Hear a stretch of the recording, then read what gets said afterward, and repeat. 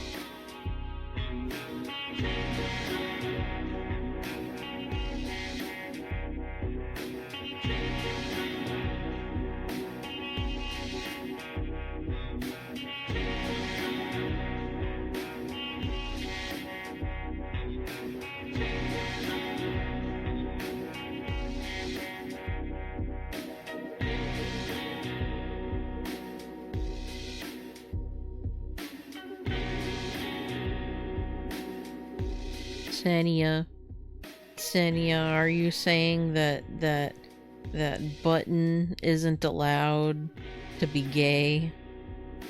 How dare. let her take pride in herself and wear some rainbow, you know? I'm just kidding. Anyway, hello. Oh, I'm tired. Man. Also 30 months. 30 months? What a hail. Thank you, Senia. I cry every time. Also, hello, Seraphim. How's it going? I feel like this is like the daily sentiment anymore, but I don't want to go back to work tomorrow. I don't want to go back to work tomorrow. It's a lot of months. Yeah. Halfway to 3 years. That's wild to think about. That's so weird. I'm like, 3 years, what the fuck? Then again, I think it is... Well, now that didn't I say that I was technically affiliate for like... Was it 3 years? I don't remember. I think my affiliate-versary was either technically my... I think it was technically my 4th year. I think this was technically my 4th year of being affiliate. Still though, wild. Weird to think about. I'm like, it feels like I haven't been affiliate for that long. Ugh. But also, too, that's because I didn't stream for most of the time that I was affiliate. I didn't really start to, like, regularly stream until this year. But anyway, how are you guys? It has been a week. Boy howdy has it been a week. There's been just, like... drama. Big drama at work. And then also too, just stupid things with... I don't know what it was, but some genius decided that Tuesday had to be mandatory to work, even though it was... Well, Tuesday had to be mandatory because it was Veterans Day. But I'm like... Tuesday is always dead as hell. And yeah, it ended up basically being dead as hell. As per usual. So, you know, we were right. But because Tuesday had to be mandatory, my weekend had to be split up. So I was like, oh. So, I feel like I need another day to rest, and yet I have to go back to work tomorrow. Trying to get through another module of this food safety course, then I want to lay down. Understandable. Are you getting like recertified or something? Is that what's going on? I know how that goes. Yeah, not only was there the drama, and not only was there the bullshit with my weekend, but also too, it's the way that on Monday, yes, y'all know from the Discord, but I fucking stubbed my toe so fucking bad. So like, I don't know, I was just coming back to my room after like washing my dishes and everything, and I have this like little mini Stairmaster thing that honestly I should use more, because I am very out of shape, but without fail, I always, if I stub my toe on something, it's always on that fucking thing. Because it's like sticking out from under my desk. And I came in And I basically kicked the thing from walking into it, stubbed my toe. How dare you, Eris? I was telling everyone about how I stubbed my toe super bad. But yeah, I'm hobbling. I'm hobbling. But I mean, get farted on. No! Eris, I'm injured. How could you? How could you? It's gonna get infected now. But yeah, I mean, it's not fractured or broken, I'm pretty sure. Because like I was looking it up and they're just like, well, if it's like fractured or broken, then it's gonna be like mega swollen. It's gonna be the entire toe is gonna be super bruised. And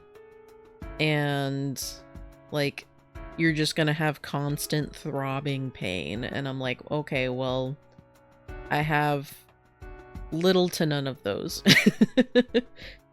Like I do have really deep bruising, but it's only like on a little part of my toe. Put ice on it. I've been doing that. I've been elevating it. When I go out, well, yesterday when I had to go to work, I wrapped it up. So I'm doing all that I can. But yeah. But yeah, it's like it is pretty bruised, but it's only really where I hit it that it's bruised. And it is like a tiny bit swollen, but you know, that's to be expected with how bruised it is. But also too, like, it doesn't really hurt. Like, the only time it hurts is when I put pressure on it. Like, I can move it with, like, minimal pain. But the only time it really hurts is when I put pressure on it. So I'm just kind of like, yeah, no, it's not broken. It's not broken. I'm fine. But yeah, it just sucks because, you know, I still gotta move around. I still gotta go to work, so. And it's not like I have a car or anything, so it just makes it suck. But I shall survive. Also blaming Pyrrol for converting me. Yeah. Yeah. Yes. I got Eris into sleep token. I'm very proud of myself. Hell yeah, brother. I love sleep token. I love sleep token so much. It's okay. It's the way though that like lately I've been thinking about how I very much wish that I could have gotten into them sooner. Like it almost feels like a shame that I only got into them after they got like mega popular, which like to be fair, I hadn't even heard of them before. Like they got super popular on TikTok. Eris!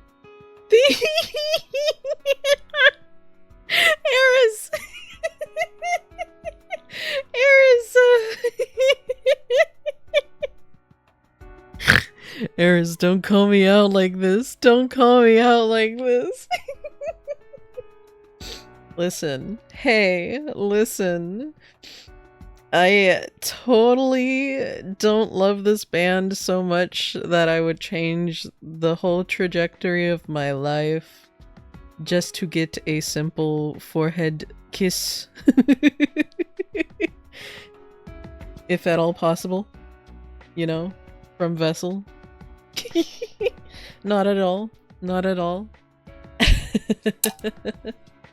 Forehead? Yes. Okay, you sure? Yes. Listen, a little forehead smooch would cure me, actually. I think. I feel like it's more than just a forehead. No. No, listen. Eris, I just need a forehead smooch. That's all. That's all. That's it. I don't know. Okay, so I feel like this might be part of the tism, but like I don't really, bro, having black lips, and I'd never wash it off. Yeah, Eris.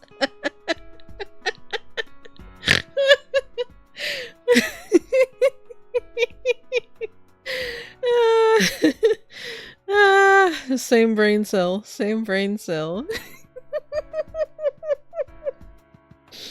No, but, I don't know if this is the tism or anything, but, like, I don't really think about, like, smooching real public figures because I think because of the fact that it's very parasocial, and my brain is just like, that's obviously never gonna happen. So, and to me, it just honestly feels weird because like, even if in a fantasy setting in my head, like, I'm just kind of like, yeah, you want to change careers for a forehead smooch? Listen, let me dream. Listen, that is achievable. That is a dream that is attainable. I think that is attainable. Let me live. Then do it.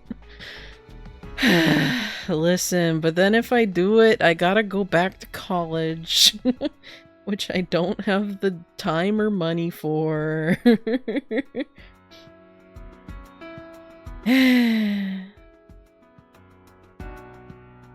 You don't have to? Go indie? Oh, but I mean, if I want to work at big venues, don't I have to have a degree in sound engineering?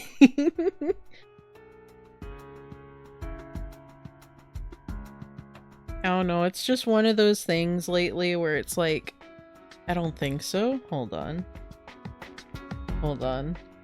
Google, do you have to have a degree to who farted? To be a sound engineer?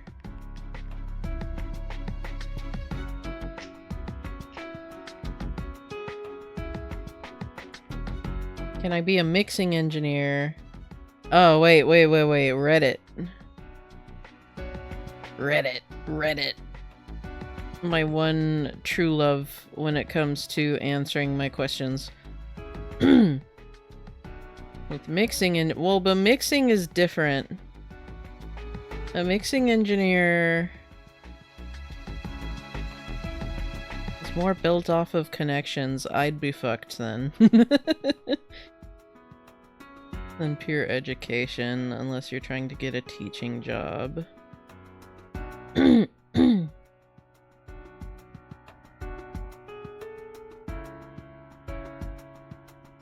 Sound engineer for concert venues. No, get the fuck out of here, Google. Get out of here, AI.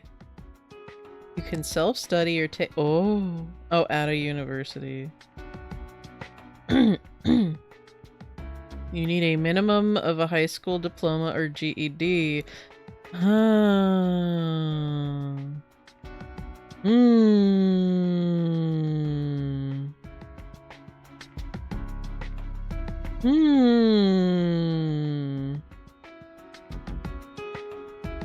Oh no, you do need a degree. No, you do need a degree. You need at least an associate's. Yeah, well, I'm fucked then. I can't. I literally cannot go back to school. I have no support in that. You technically don't, but getting hired without one, without years of experience, plus needing to actually be known as impossible, yeah. Louis Pyrrell wants to get head smooched by Hot Masked Singer. Listen, I have a dream. I have a dream, and I just need one silly paper and a lot of connections to make that dream come true.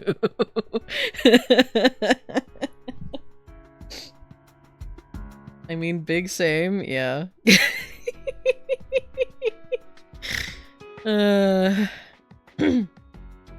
No, granted that likely, even then, it would never happen, but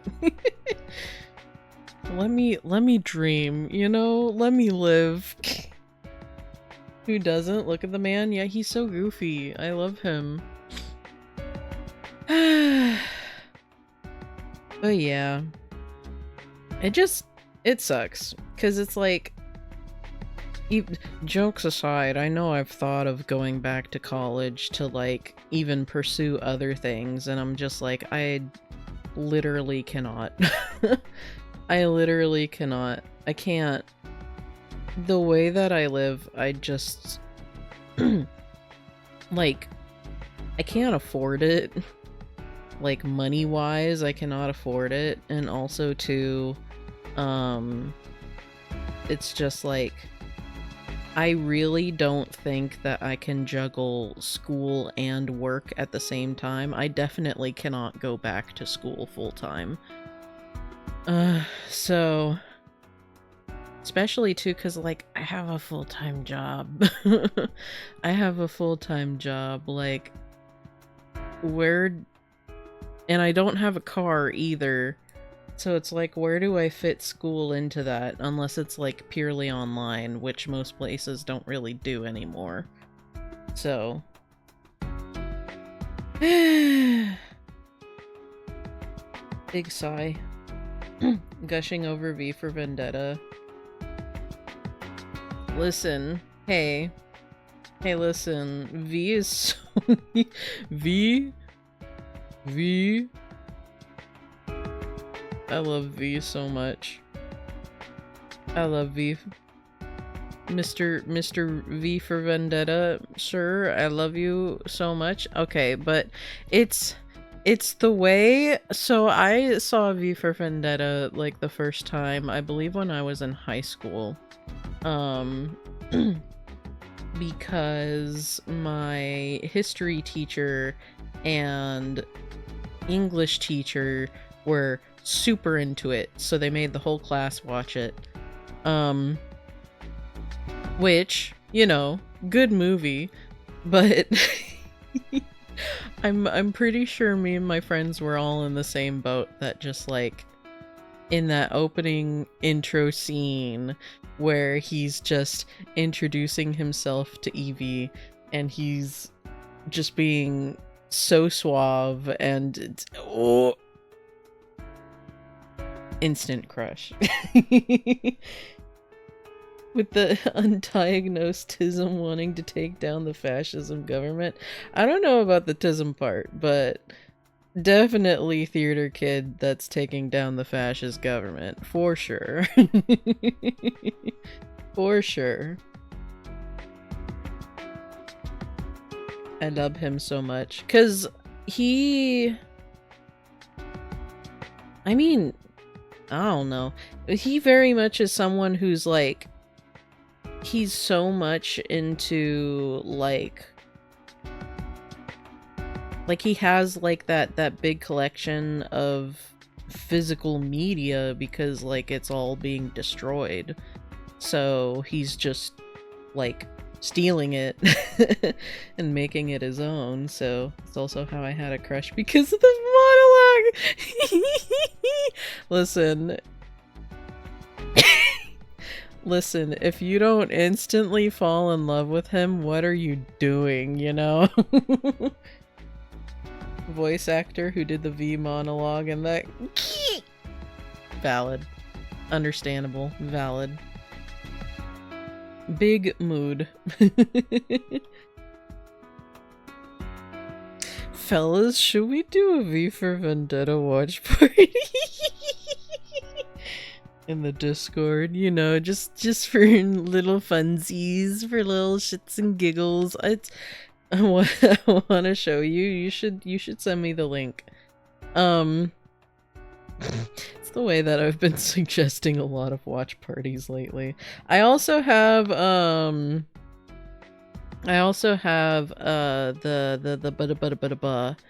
the show of Phantom of the Opera that they did for free on YouTube during the pandemic. It's in my DMs. What DMs? DMDs. Aha. That makes no sense, but got him.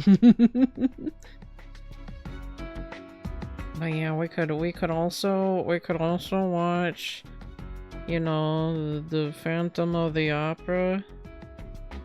I may or may not have a thing for Eric. Oops. Twitter? Oh. I don't really use Twitter. I could look at it. Wait, do you... I don't see anything in here. I don't use Twitter anyway. What the fuck? Get out of here! What the hell? I literally only have a Twitter anymore so that, like... I mean, one, it's just kind of there to hold my username. Oh, be in a call and play it? I don't know about on stream. Maybe later. I forgot what I was saying. Oh, but yeah. So, big fan. Another thing you should know about me. Huge fan of Phantom of the Opera. Huge. However, I don't like the movie. I don't like the movie. Bruh, he's so good. Hell yeah. But I did take the recording that they posted on YouTube for free in 2020. So I have that stashed away in the vault. So that we could, like, watch a proper, you know, play of it. But yeah.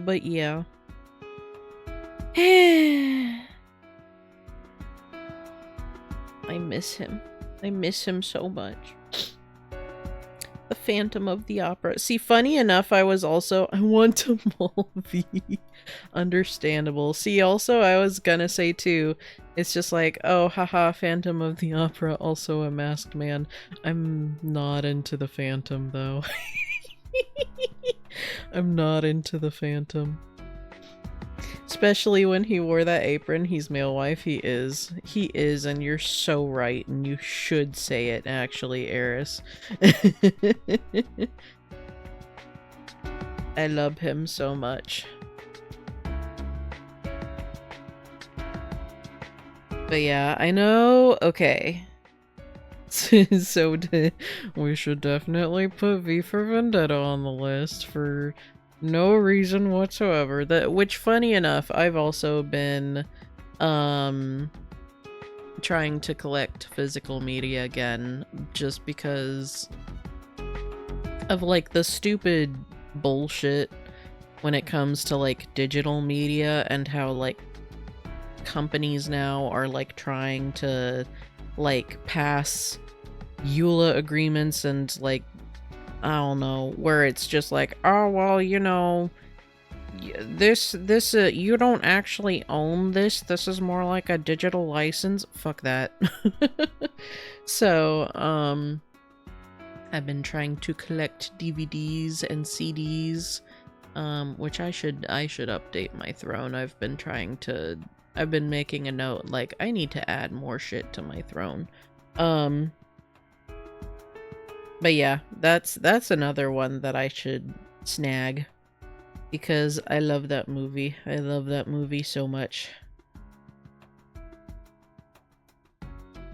Okay. I think that we are going to switch over to the gay attorneys.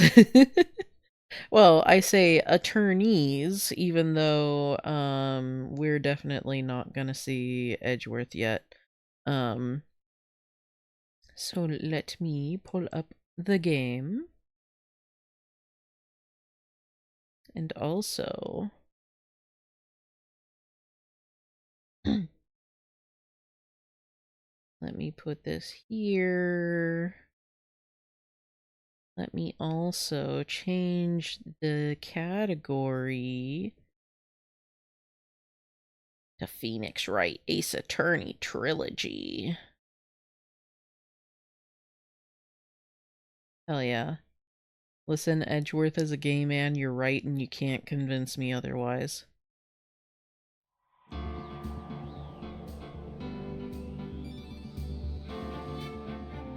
New game. Yeah, play this one. The first turnabout. Let's fucking go, brother.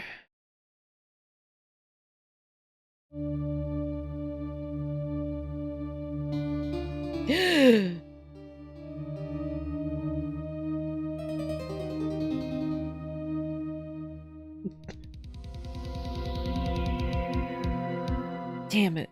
Why me? I can't get caught. Not like this. I've got to find someone to pin this on. Someone like him. I'll make it look like he did it. They're edging each other, heyo. August 3rd, 9:47 a.m. District Court, Defendant Lobby number 2. I believe in Edge, right? Listen, you can't convince me that they're not already, you know, that they're not gay for each other. Boy, am I nervous. Right. Hello, ma'am. Oh, hiya, Chief. Ooh, I'm glad I made it on time. Well, I have to say, Phoenix, I'm impressed.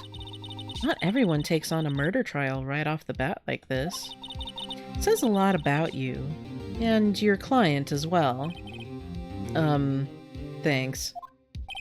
Actually, it's because I owe him a favor. A favor? You mean you knew the defendant before this case? Yes. Actually, I kind of owe my current job to him. He's one of the reasons I became an attorney. Well, that's news to me. I want to help him out any way I can. I just really want to help him. I owe him that much. It's over. My life, everything, it's all over. Is that your client screaming over there? Yeah, it's him. Death, despair, oh! I'm gonna do it, I'm gonna... Larry, you're fine. It sounds like he wants to die. Yeah... Nick! Hey there, Larry. Dude, I'm so guilty. Tell them I'm guilty. Give me the death sentence. I ain't afraid to die. What? What's wrong, Larry?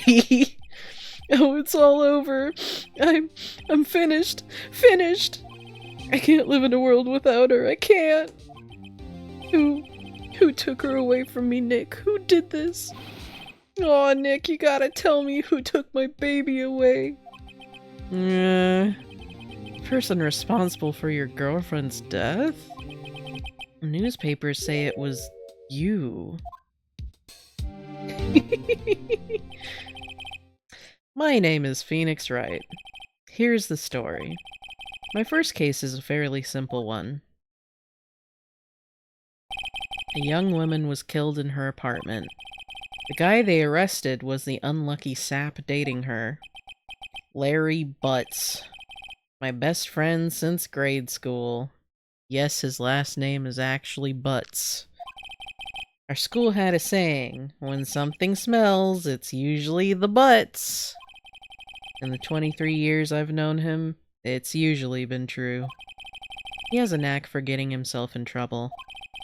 One thing I can say, though, it's usually not his fault. He just has terrible luck. But I know better than anyone that he's a good guy at heart. That's debatable, Phoenix. That's debatable. That, and I owe him one. Which is why I took the case to clear his name. And that's just what I'm going to do. August 3rd, 10 a.m. District Court. Courtroom number 2. Chatter, chatter, chatter, chatter. Court is now in session for the trial of Mr. Larry Butts. The prosecution is ready, Your Honor. The defense is ready, Your Honor. Mr. Wright, this is your first trial, is it not? Yes, Your Honor. I'm, a little nervous. Your conduct during this trial will decide the fate of your client. Murder is a serious charge. For your client's sake, I hope you can control your nerves. Thank you, Your Honor. Mr. Wright, given the circumstances, I think we should have a test to ascertain your readiness. Yes, Your Honor. Gulp. Hand shaking. Eyesight fading. Palm sweaty mom spaghetti. The test will consist of a simple few questions. Answer them clearly and concisely. Please state the name of the defendant in this case. As Mr. Larry Butts. The defendant? Well, that's Larry Butts, Your Honor. Correct. Just keep your wits about you and you'll do fine. Next question. This is a murder trial. Tell me, what's the victim's name?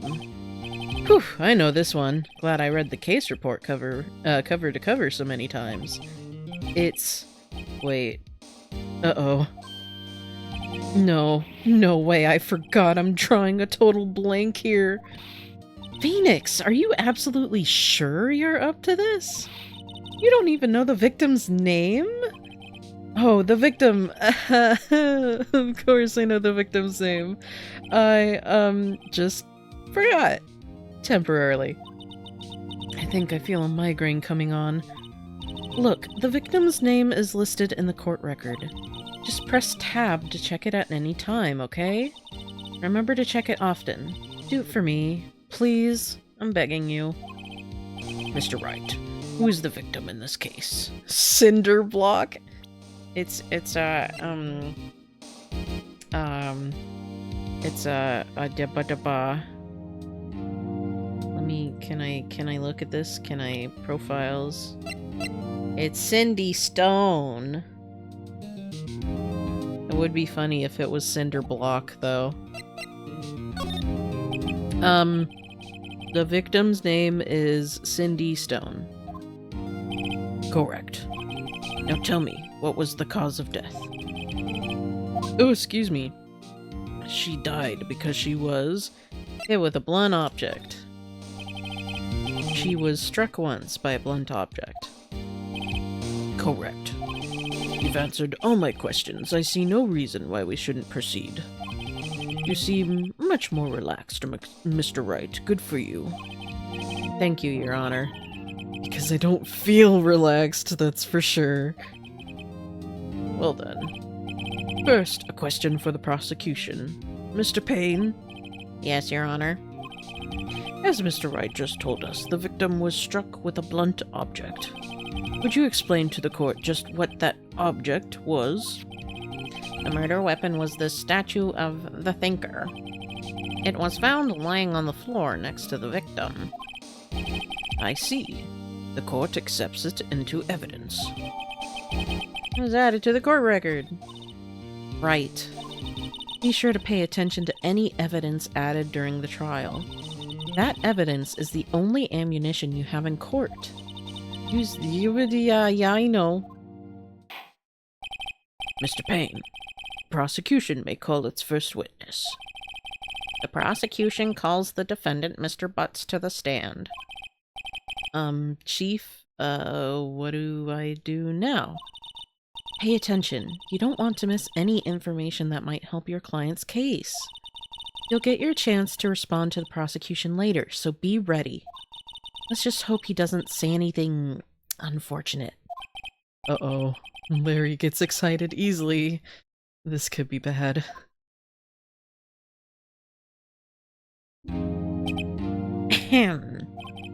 Mr. Butts, is it not true that the victim had recently dumped you?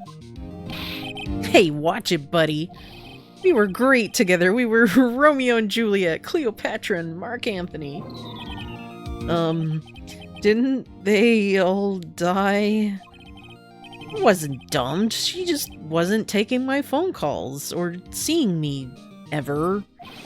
What's it to you anyway? Mr. Butts, what you describe is generally what we mean by dumped. In fact, she had completely abandoned you and was seeing other men. She had just returned from overseas with one of them the day before the murder. What do you mean, one of them? Lies, all of it lies. I don't believe a word of it. Your Honor, the victim's passport... According to this, she was in Paris until the day before she died. Added to the court record. Indeed, she appears to have returned the day before the murder. Dude, no way. The victim was a model, but did not have a large income. It appears that she had several sugar daddies. Daddies? Sugar? Yes, older men who gave her money and gifts. She took their money and used it to support her lifestyle. Good for her. Dude! We can clearly see what kind of woman this was, this Miss Stone was. Tell me, Mr. Butts, what do you think of her now? Right? I don't think you want him to answer that question. Yeah, Larry has a way of running his mouth in all the wrong directions. Should I... stop him from answering? My client had no idea the victim was seeing other men. That question is irrelevant to this case. Oof. Dude, Nick, what do you mean irrelevant? That cheating sheepdog. I'm gonna die. I'm just gonna drop dead. Yeah, when I meet her in the afterlife, I'm gonna get to the bottom of this. Okay, sir. It's like, maybe... Shut up. Let's continue with the trial, shall we? I believe the accused motive is clear to everyone. Yes, quite. Oh boy, this is so not looking good. Next question. You went to the victim's apartment on the day of the murder, did you not? Nope. Well, did you or did you not? Well, maybe I did, maybe I didn't. Uh-oh, he went. What do I do? I mean,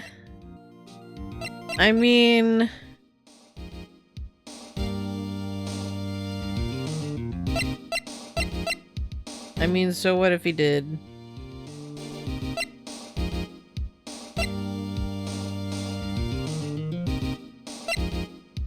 We'll stop him anyway. I'll send him a signal. Lie like a dog. Well, see, it's like this. I don't remember. You don't remember? Well then, we'll just have to remind you. I got a bad feeling about this. We have a witness that can prove he did go to the victim's apartment that day. Well, that simplifies matters. Who is your witness? The man who found the victim's body, just before making the gruesome discovery.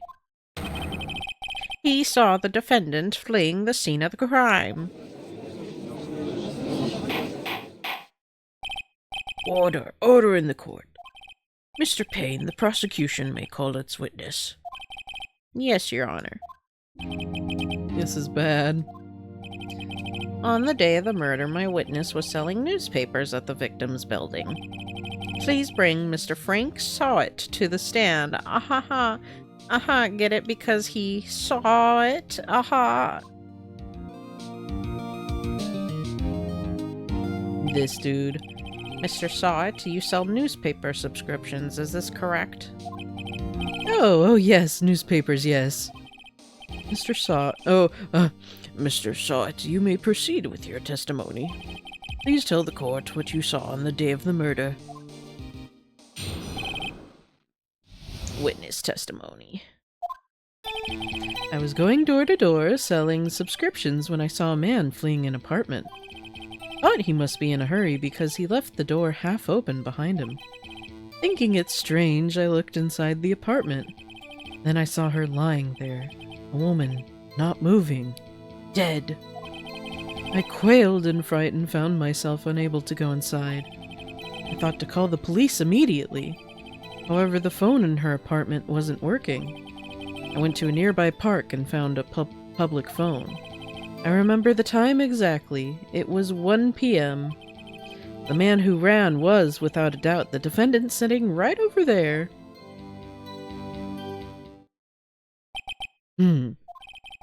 Larry, why didn't you tell the truth? Can't defend you against a tense testimony like that.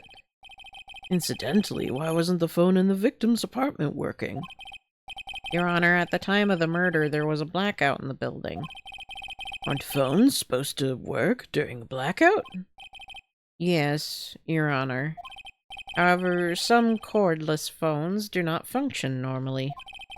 The phone that Mr. Sawit used was one of those. Your Honor, I have a record of the blackout for your perusal. Blackout record from noon to 6 p.m. Now, Mr. Wright. Yes, Your Honor. You may begin your cross-examination. Cross-examination, Your Honor?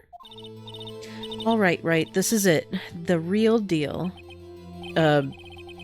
What exactly am I supposed to do? Why, you expose the lies in the testimony the witness just gave.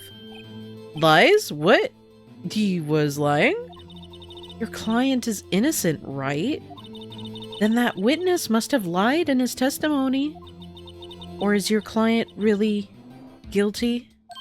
How do I prove he's not? You hold the key. It's in the evidence. Compare the witness's testimony to the evidence at hand. There's bound to be a contradiction in there.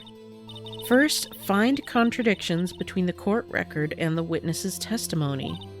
Then, once you've found the contradicting evidence, present it and rub it in the witness's face. Okay. Open the court record. Yeah. Okay. How do I look at the... How...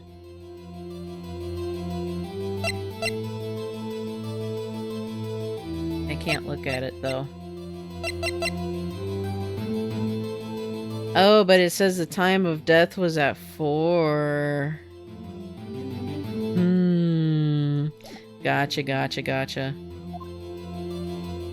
So we know exactly what to contradict now. Or what is the contradiction. Okay, so not that one, not that one. Ah, ba ba, ah, ba ba. You're lying through your teeth. Ah, ba ba. Present. Objection! You found the body at 1 p.m. You're sure? Yes, it was 1 p.m. for certain. Frankly, I find that hard to believe. Your statement directly contradicts the autopsy report. The autopsy notes the time of death at some time after 4 p.m. There was nobody no body to find at 1 p.m. How do you explain this 3-hour gap?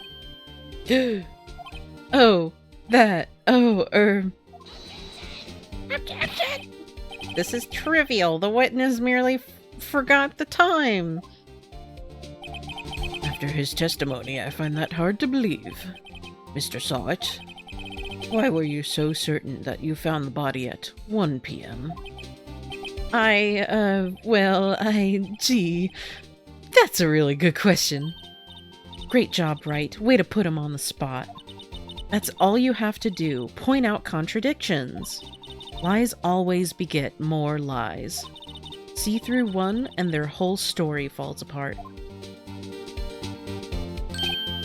Wait, I remember now. Would you care to give your testimony again? Time of discovery. You see, when I found the body, I heard the time. There was a voice saying the time. It was probably coming from the television. You fucking liar. You fucking liar. Oh, but it was 3 hours off, wasn't it? I guess the victim must have been watching a video of a taped program. That's why I thought it was 1 p.m. Terribly sorry about the misunderstanding. You fucking lawyer, you fucking lawyer. There was a blackout. I see. You heard a voice saying the time on a taped program. Mr. Wright, you may cross-examine the witness. Right. You know what to do. I've got this one. The time of discovery. There was a fucking objection, brother. Hold it right there. The prosecution has said there was a blackout at the time of the discovery. And this record proves it. You couldn't have heard a television or a video. Gah! The defense has a point. Do you have an explanation for this, Mr. Sawit? No, I find it quite puzzling myself, quite. Wait, I remember now. Mr. Sawit, the court would prefer to hear an accurate testimony from the very beginning. These constant corrections are harming your credibility. That and you seem rather distraught. My apologies, Your Honor. It must have been the shock of finding the body. Very well, Mr. Sawit. Let's hear your testimony once more, please. You fucking lawyer. Hearing the time. Actually, I didn't hear the time. I saw it.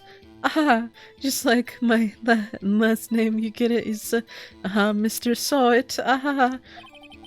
There was a table clock in the apartment, wasn't there?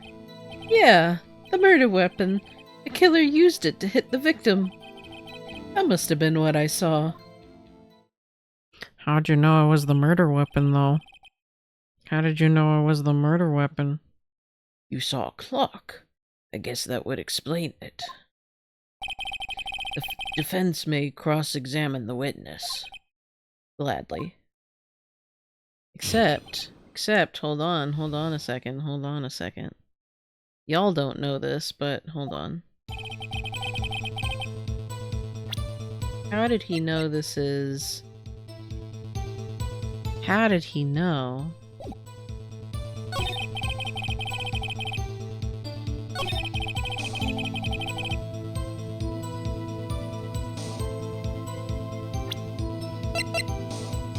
Objection.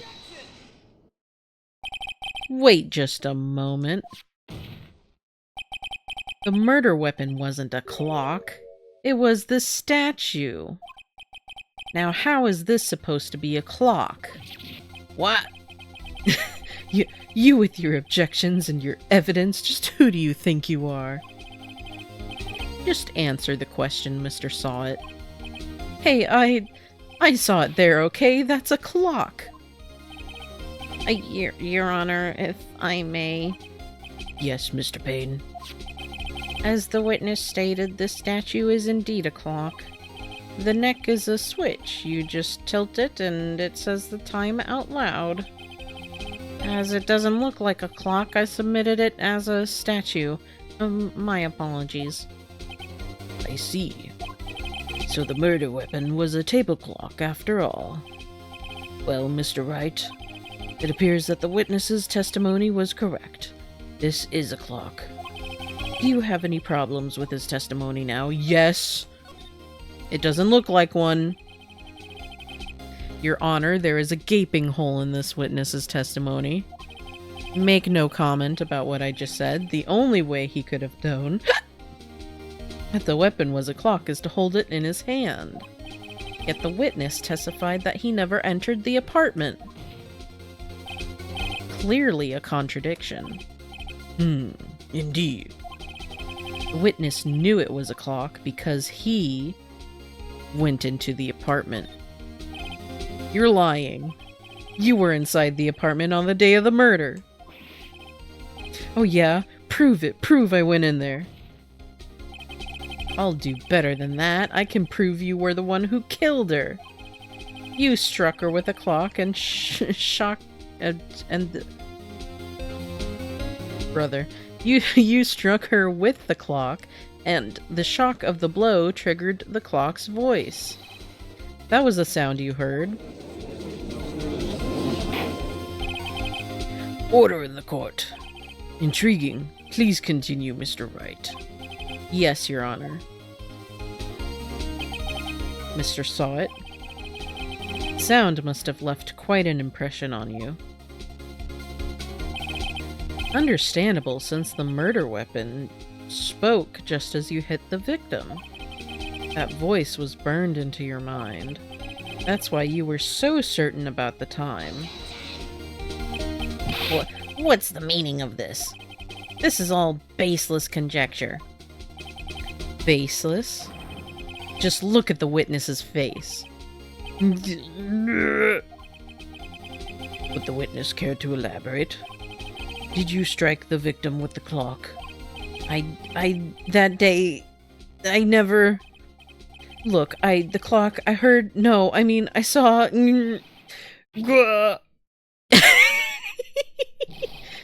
Shut up, I hate you. It was him, I tell you. I saw him.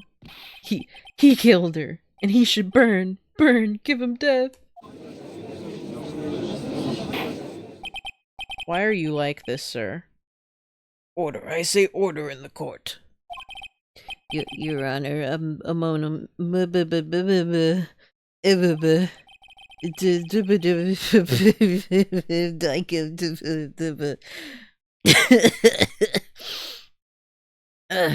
sorry, I had something in my throat. There isn't a shred of evidence supporting the defense's claims. Mr. Wright, Your Honor. You claim the sound the witness heard came from the clock. Do you have any evidence? Whole case is riding on this. I'd better think it through carefully.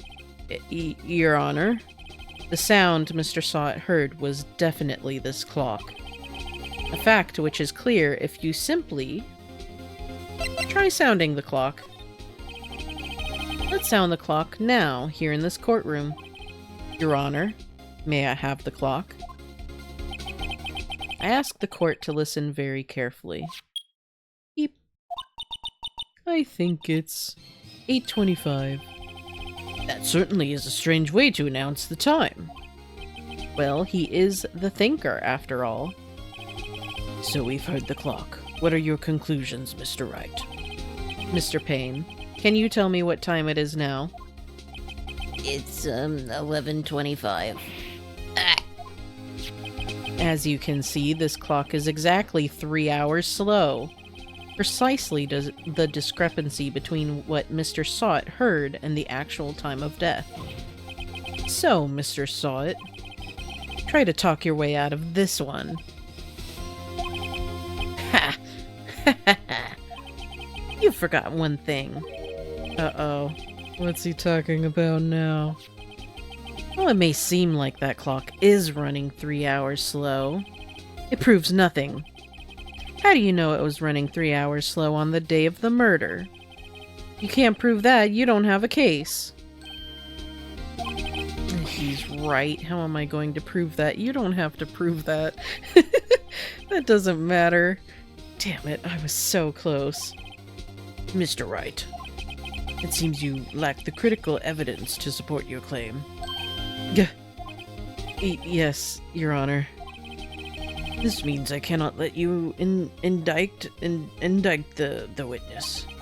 Unfortunately, this ends the cross-examination of Mr. Frank Sawt. I come all the way down here to testify, and look what happens.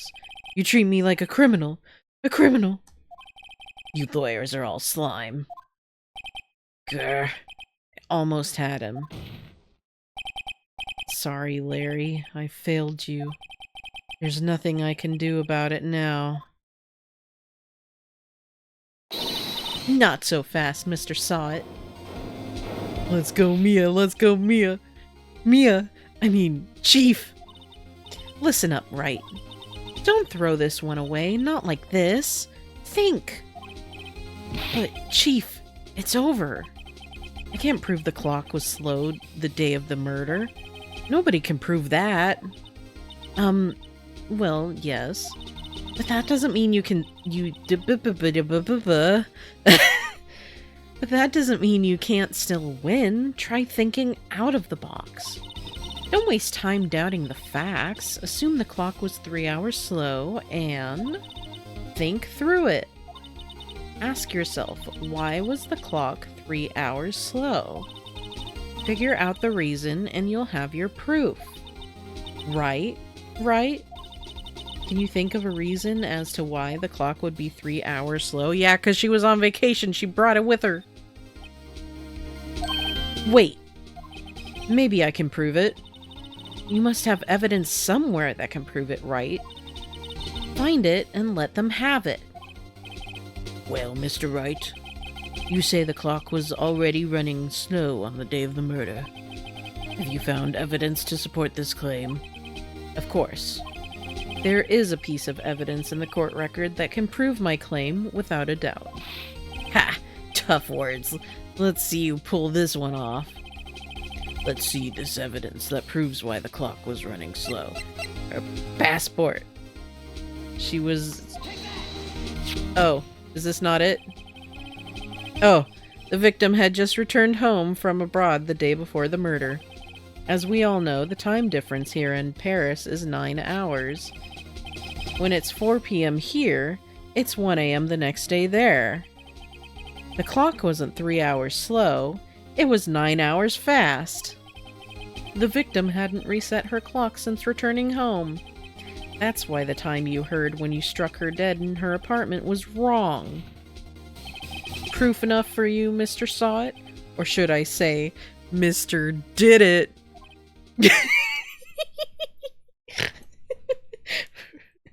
Oh, and then he died.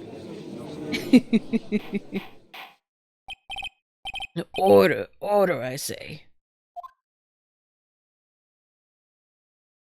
Well, this case has certainly turned out differently than we all expected. Mr. Payne, your witness? He was arrested and has been taken away, Your Honor. Very well. Mr. Wright? Yes, Your Honor. I have to say I'm impressed. I don't think I've ever seen someone complete a defense so quickly. And find the true culprit at the same time. Thank you, Your Honor.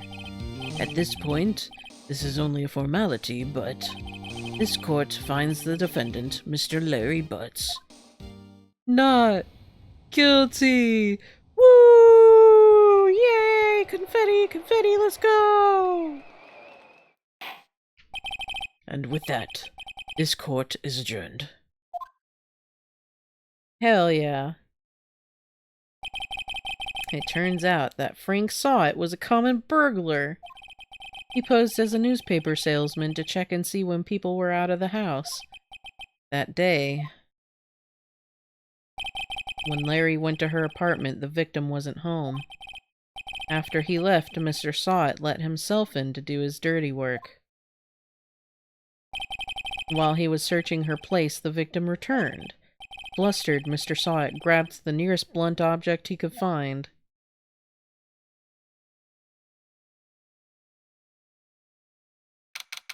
August 3rd, 2:32 p.m., District Court, Defendant Lobby Number 2. Whew, I still can't believe we won. Right, good job in there.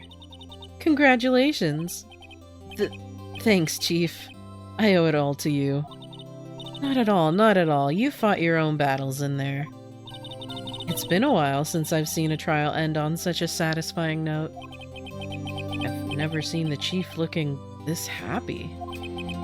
She's this glad. Imagine how Larry must feel. My life is over. Larry! You're supposed to be happy. What's wrong now? Oh, Nick. Don't worry about me. I'll be dead. I'll be dead and gone soon. Larry, you're so dramatic. Good. Wait, no, I mean bad. Bad, bad, bad. Larry, you're innocent. The case is closed. But my Cindy Windy's gone, man. Gone forever. Larry, she was a... No, never mind. He'll never get it. Congratulations, Harry. Harry? Yes, you. I can practically see the headlines now. Harry Butts, innocent. Mia, his name is Larry, but you know what? That would be a funny headline. Thanks. I really owe you one.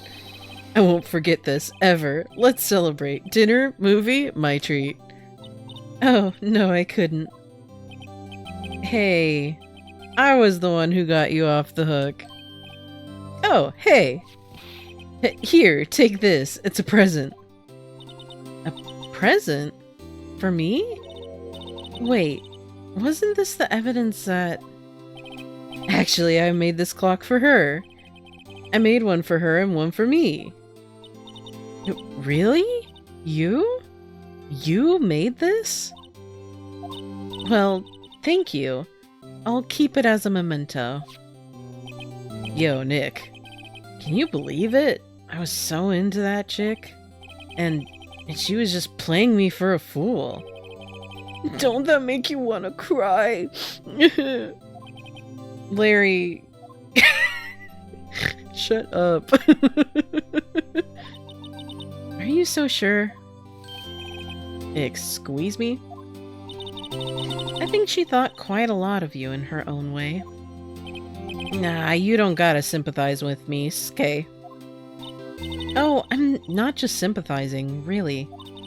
Isn't that right, Wright? Don't you have something to show your friend? Something that proves how she felt about him? Huh? Oh, yeah, right. What the heck is she talking about? It's the fucking statue, brother. Or... Check this out, Larry. Proof positive you weren't just some chump to her. Huh? What about that clock? This is the clock you made for her, Larry. And she took it with her when she traveled. Whatever, she probably just needed a clock, that's all. You think so? A pretty heavy clock to take traveling. Well, Make of it what you will. Hey, Nick. I'm glad I asked you to be my lawyer. Really, I am. Thanks. Hope that made him feel a little better. Oh, Larry. He's hopeless. Right? I hope you see the importance of evidence now. Also, hopefully you realize things change depending on how you look at them. People, too. We never really know if our clients are guilty or innocent. All we can do is believe in them. And in order to believe in them, you have to believe in yourself. Right? Listen. Learn. Grow strong. Never let go of what you believe in. Never. Well, I think our work here is done. Shall we be off? Yeah, I guess so. Say, how about dinner? On me? We'll drink a toast to innocent butts. Yeah. Oh, speaking of Harry, you were saying part of why you became a lawyer was because of him. Yeah, part. At least the other the other part is because of my long-lost boyfriend, but he hasn't shown up yet, so I can't tell you about him, but it's okay. You'll have to tell me more about it sometime. Maybe over drinks. Ma'am, are you flirting with me? And so my first trial came to a close. Larry slapped me on the back and said, "Gee, Nick, it's good to have friends." But I'm pretty sure he's not going to pay us. Unless you count the clock he gave Mia. I didn't know it then, but that clock was soon going to be at the center of another incident. And my promise to tell the chief about me and Larry would be one promise that I wouldn't be able to keep. The end. Now it's the next one. Brand new episode. Let's go. The Turnabout Sisters. Yes, please save my progress. Please and thank you.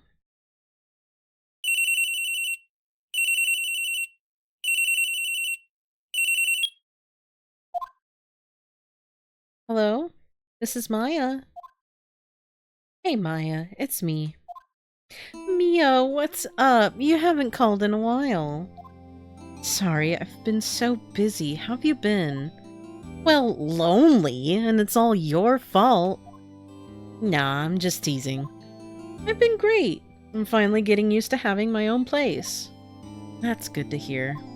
Actually, I'm calling because I have a favor to ask. I know. You want me to hold evidence for you. Sharp as always. There's a lot of buzz about the upcoming trial. I just don't feel safe keeping the evidence here. I gotcha. So, what is it this time? It's a clock. A clock? Yeah, it's made to look like that statue, the Thinker, and it tells you the time. I thought you might like it. You always like toys. Hey, I'm not a little girl anymore, sis. Now, you know I'm only teasing. I should probably tell you, the clock isn't talking right now. Huh? It's not working? That's lame. I had to take the clockwork out, sorry. I put some papers inside it instead. Papers? Is that the evidence, then? Well, there's a possibility that it might turn out that way, yes. Can you come by the office tonight, say 9, to pick it up? I'll be in a pre-trial meeting until then. Okay, sis, but I expect dinner. Something good. Like, burgers. I could really go for a good burger. Okay, we'll hit the usual joint. Alright, it's a deal. Okay, sis, see you soon. Yep, I'll be waiting, Maya. Beep.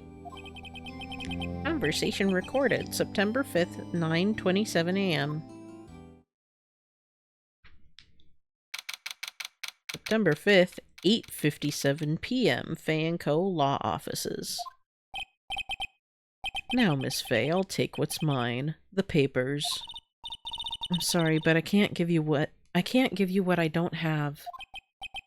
Miss Fay, you are a poor liar. Why, I see it right over there. That must be the thinker that swallowed those papers. How could you know? Oh, you are not cogniferous of my background. Gathering information is my business, you see. I should have been more careful. Oh, my dear Miss Fay, I am so very sorry. But I am afraid I must ask you for one more thing. Your eternal silence. Farewell, Miss Fay. Pwapa!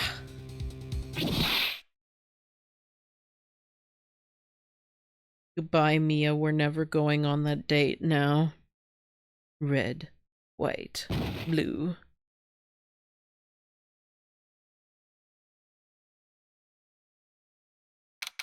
September 5th, 9:08 p.m. Fay & Co. Law Offices. It's the way... Okay, but it's the way that they immediately give us Mia and then they immediately take her away.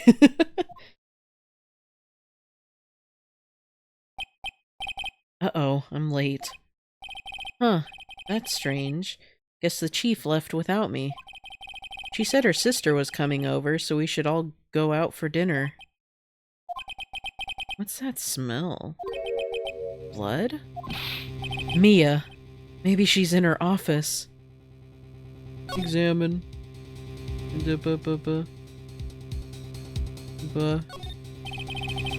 That can't be good. I have to check and see if the chief's okay. Well, I guess we're going back. Let's move. Move into the office. That smell. Blood. Sis. Someone's there. Chief? Chief? Chief! It's like the snake. Or snake? Snake? Snake! Same thing. Who are you?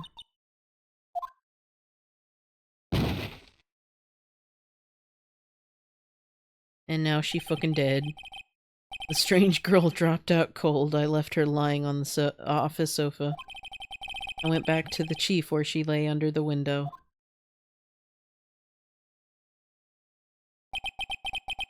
Her body was still warm. I could feel it when I held her shoulder. Then, all too quickly, it began to fade. Until finally she was cold. Chief. Examine. Examine, Chief. Chief. It's hard seeing her like this, but if there are any clues here, she was struck on the head with a blunt object. She probably died instantly. The thinker lying next to her must have been the murder weapon. Added to the court record. There are some glass shards near the chief's body. Pieces of the glass light stand lying broken in the back of the room. Nothing else that seems like a clue here. Piece of paper. Must have fallen from Mia's hand. What could it be? It says Maya. A word is written in blood on the scrap of paper. Maya? Did Mia write this? This piece of paper is a receipt from a department store dated yesterday. I think that's enough snooping around for now.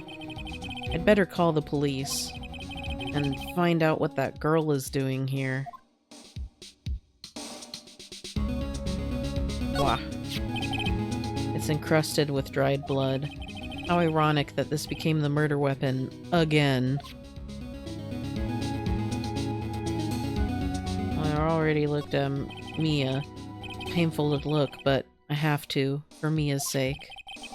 This is the we already checked it out. Already checked that out. I think we're Gucci. Move. Banco law offices. That girl just now. Where'd she go? Put her right there on that sofa. Uh-oh. I hope she didn't run on me. Yipes! Don't scare me like that. Excuse me, but who are you? It's okay, I work here. Maya. Maya Fey. Maya Fey? Maya? So Mia was writing this girl's name. Maybe I should show her the receipt? Never thought there'd be use for evidence like this outside the courtroom. Is this you? Is this you? Before Mia died, she wrote a message with her own blood. She wrote it on the back of this receipt. That's my name! Why? Why would she write my name? Please, just calm down. Why would Sis write my name? Uh-oh. Now I've done it. I'd better hurry up and call the police.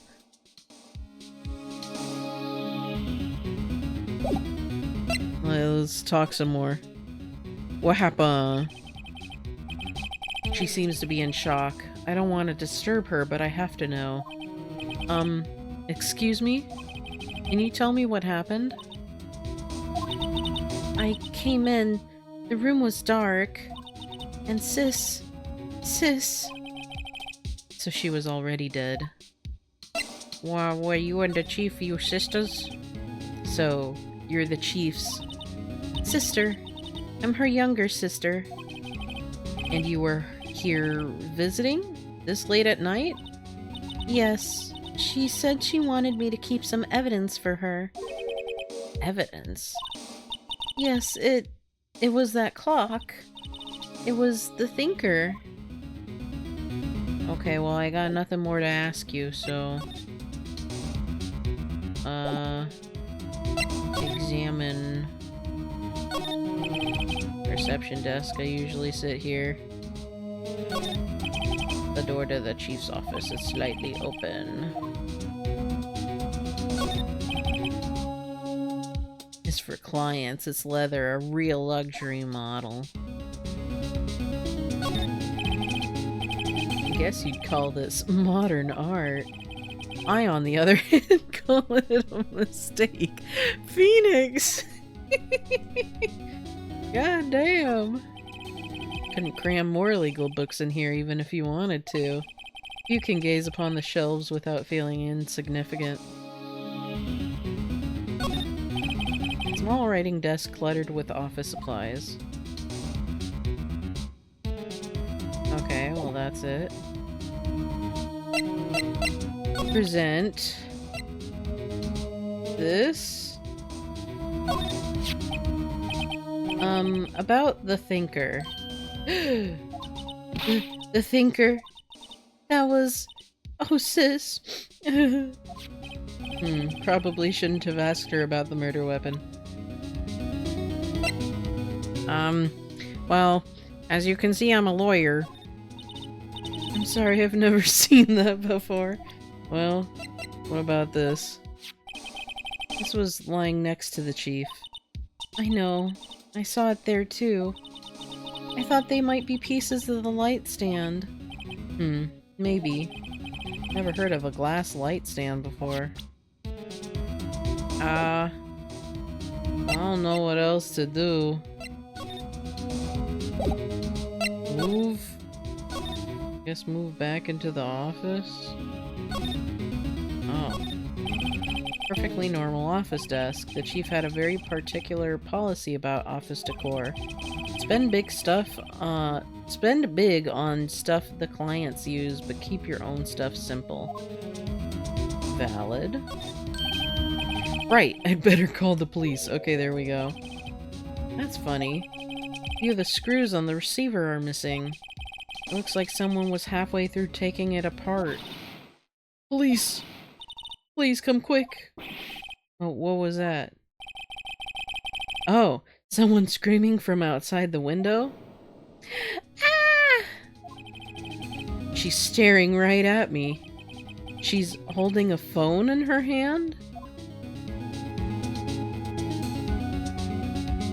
Okay, well.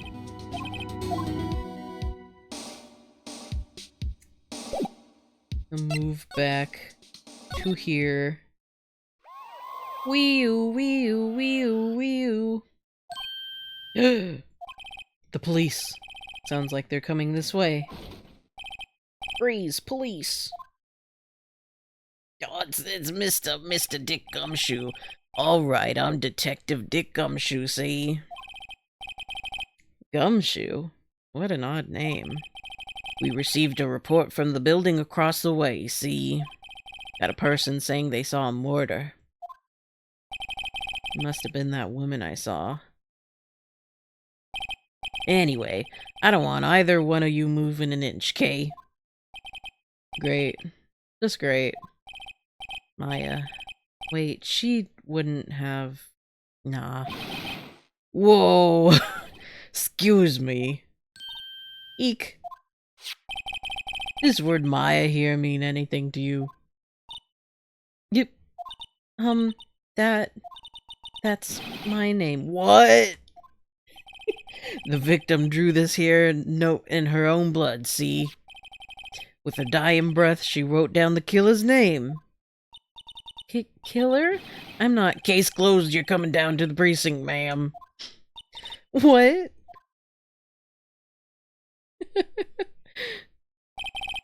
Mr. Gumshoe, it's not that cut and dry. I swear, I'm a lawyer. Mia's younger sister, Maya, was arrested on the spot. I was taken in for questioning and didn't get out until the next morning. My eyes were heavy, but I couldn't sleep. I sat around waiting for visiting hours to begin at the detention center. I had to talk to Maya as soon as possible. September 6th, 9:07 a.m., detention center visitors room. Wow, they have poor Maya locked up like a criminal. Oh, it's you, the lawyer. Good morning. Good morning. She looks so tired. Are you going to be my attorney? Well, that's what I wanted to talk to you about. I mean, it's up to you. I better give it to her straight. It's up to you. Up to me? Yes, I don't think this is something I should decide. After all, you're the one in trouble here. They're never going to believe me, are they? Even you, when you found me in the office, you looked at me like I had done it. Did I look at her like that? No, I never thought. It's okay. I understand. And I've also heard about you. Heard? Heard what about me? I was talking to my sister on the phone the other day. It's the way I always...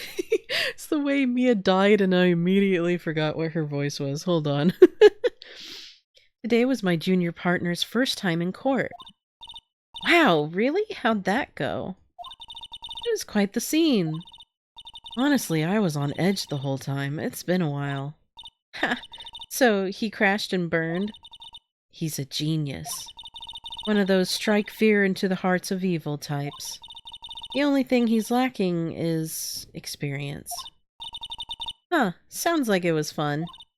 Well, I know who to go if I ever get into trouble now. I don't know, Maya. I think you might want to wait. Give him 3 more years. That is, unless you want to be found guilty. Gee, thanks for the vote of confidence, Chief. That's what she said.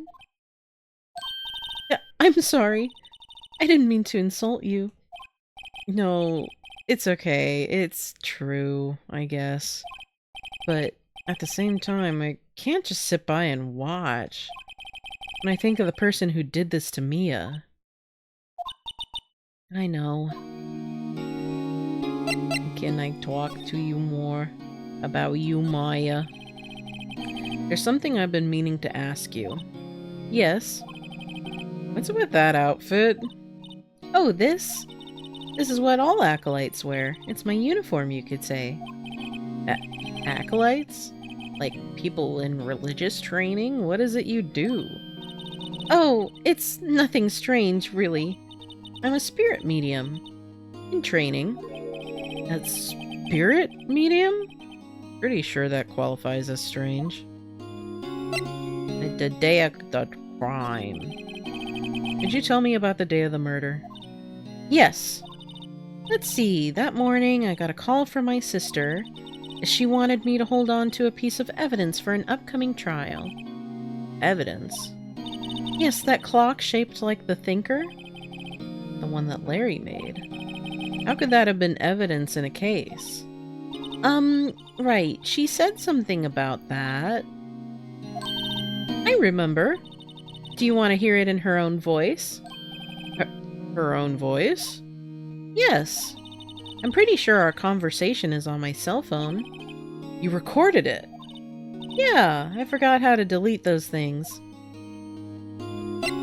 Your cell phone. So you say you have a conversation with your sister on your cell phone?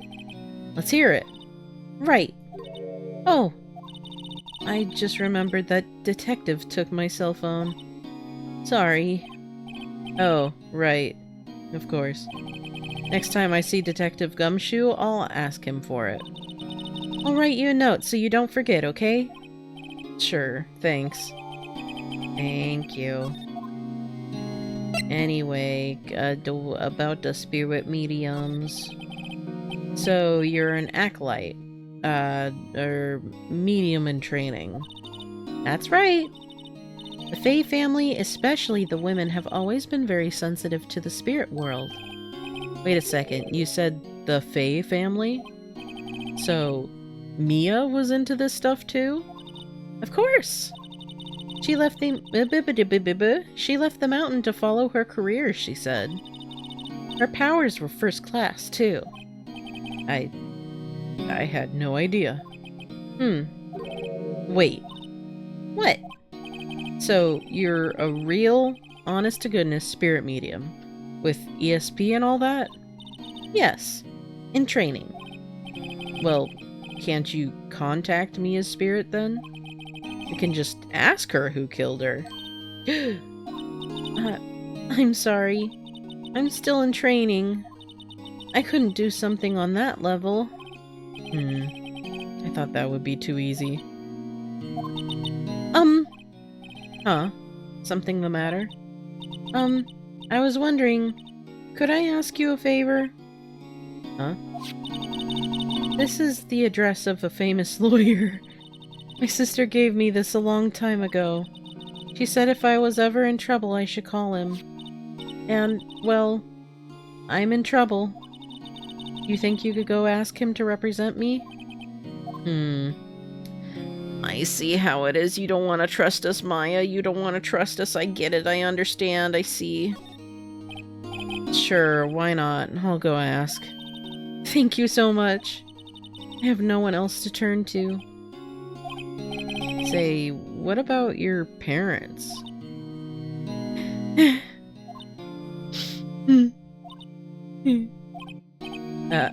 I see. Don't worry, leave it to me. Thank you. The trial's tomorrow at 10. What? Tomorrow? Tomorrow. What if this guy refuses? They told me that if I don't find one, the state will pick an attorney to defend me. When will that happen? They're giving me until 4 this afternoon. And visiting hours are almost up. I'd better hurry. Right, I'll be back. I'm assuming this is just gonna... Sorry, I know that must be hard. Is okay, is talking about it. Kinda gotten used to it. Let's see, got a call from my sister. Is it ba-da-ba-ba-ba? Alright, it was around 9. The lights were off and I could smell blood. Then I found her. my sister. Thanks, Maya. That's all I need to hear for now. Okay. Well, we should move then. Go to Grossberg. Here in Grossberg. Life is like a hurricane here in Grossberg. According to the receptionist, the big boss is out. She couldn't say when he'd be back. Must be hard to keep track of everything when you're a famous lawyer. Not to mention run an office like this. I guess I'll just have to come back later. Well, move. Go to detention, Santa. Hey! What is it? Did you meet the lawyer? Sorry, I haven't seen him yet. I see. I better go see if I can find this elite lawyer she's talking about.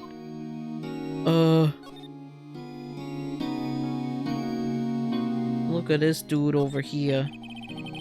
The monitors, the visitor room. A real pro, this guy.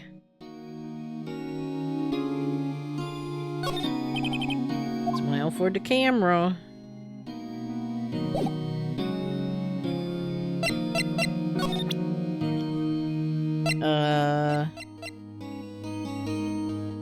Well, what if I present? I've never seen that before, damn. I think we're all... Oh, I could go here. September 6th, Vanco offices. It's filled with police officers. They're all busily searching for clues. Hey, you there. This is a crime scene, pal. No trespassing. Sorry. Don't I know you from somewhere? Wait, you're the Butts guy, aren't you? No, Phoenix Wright. How could anyone mistake me for Larry? I guess I got the wrong name, Mr. Wright. Sorry about that. That Butts guy, he was a killer. You're no killer, right? He was proven innocent. I love Gumshoe. He's an idiot. I love him. You're Detective Gumshoe. Gumshoe, wasn't it? Dick Gumshoe? Right. At your service. Hang on, that's Detective Gumshoe to you, pal. Anyway, get the name right. And don't go calling me Dick. Hey, Dick, get over here. Yes, sir. Be right there, sir. You're her lawyer, right, pal? If you got business here, you better do it quick. Whew, he thinks I'm Maya's lawyer. Hey, so, you know, can I get a little something something? I was wondering, did you see Maya Faye's cell phone? Oh, that. I have that.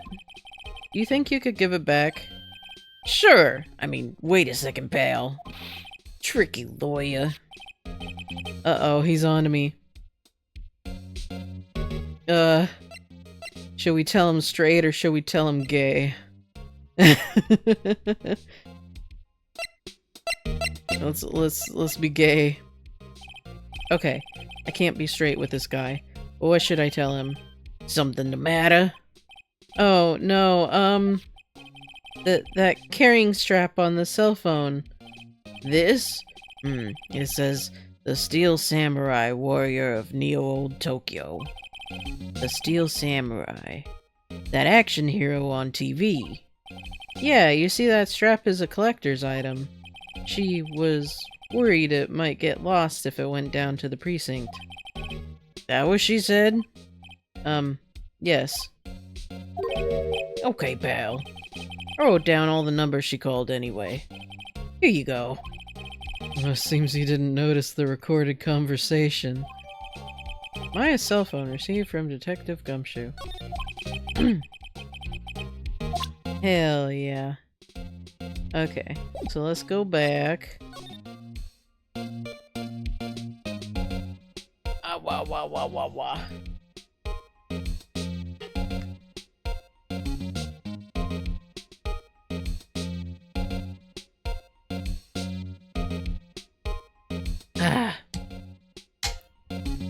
Sorry, I needed to take a drink of water. Whew. I think I'm going to do a small break. Simply because, I mean, I need to put food away. I need to put food away, and, I think I need to get a, cough drop too, so I will BRB real quick. Au revoir.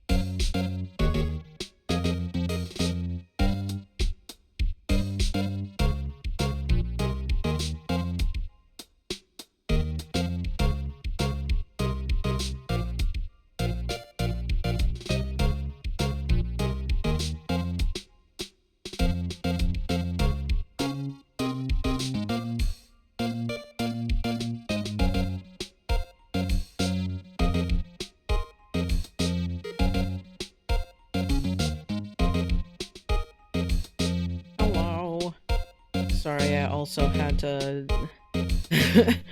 I also put my, my dishes away and everything too, and then also got another ice pack for my toe.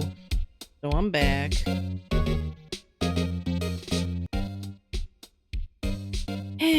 Okay. Tell us about Mia. About Miss Faye. Did you do an autopsy? Hmm? You want to know the results, eh? Now don't you look at me like that, pal. It's no use. She might have been your boss, but that doesn't mean you get any special treatment. Alright, you can see the report, but that's all. Thank you. I love you, Gumshoe. Mwah. Anyway.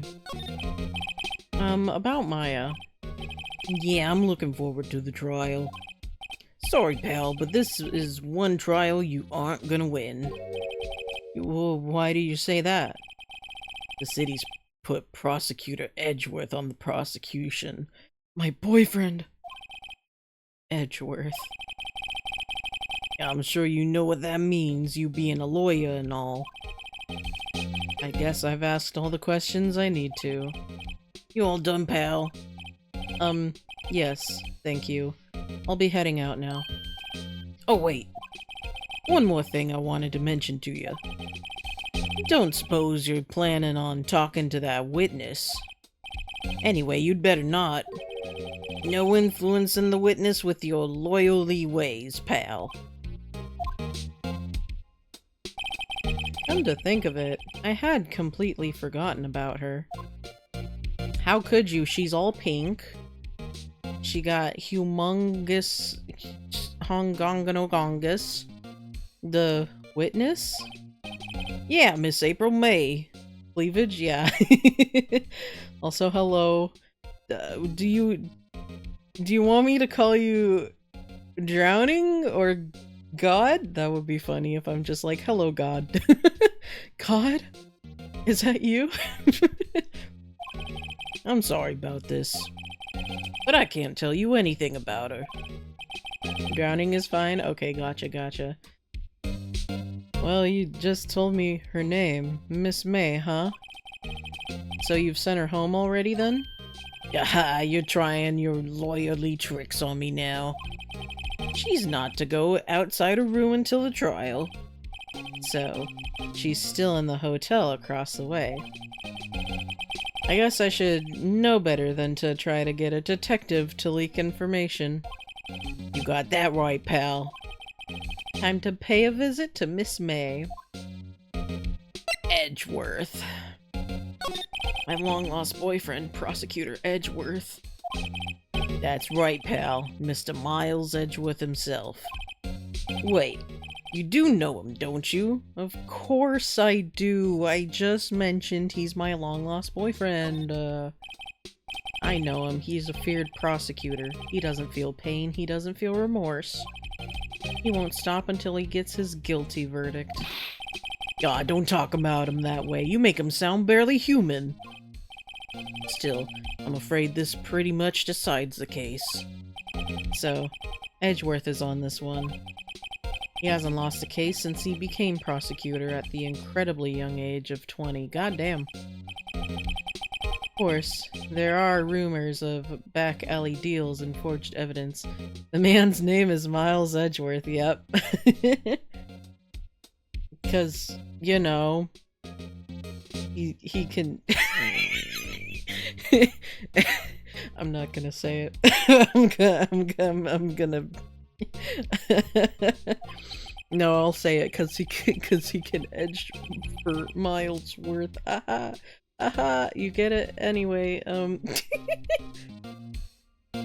I know for sure is that Edgeworth hates crime with an almost abnormal passion.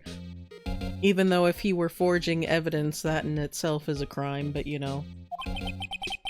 I never imagined I'd be facing him so soon. Well, we gotta move. Gotta go to the Gatewater Hotel.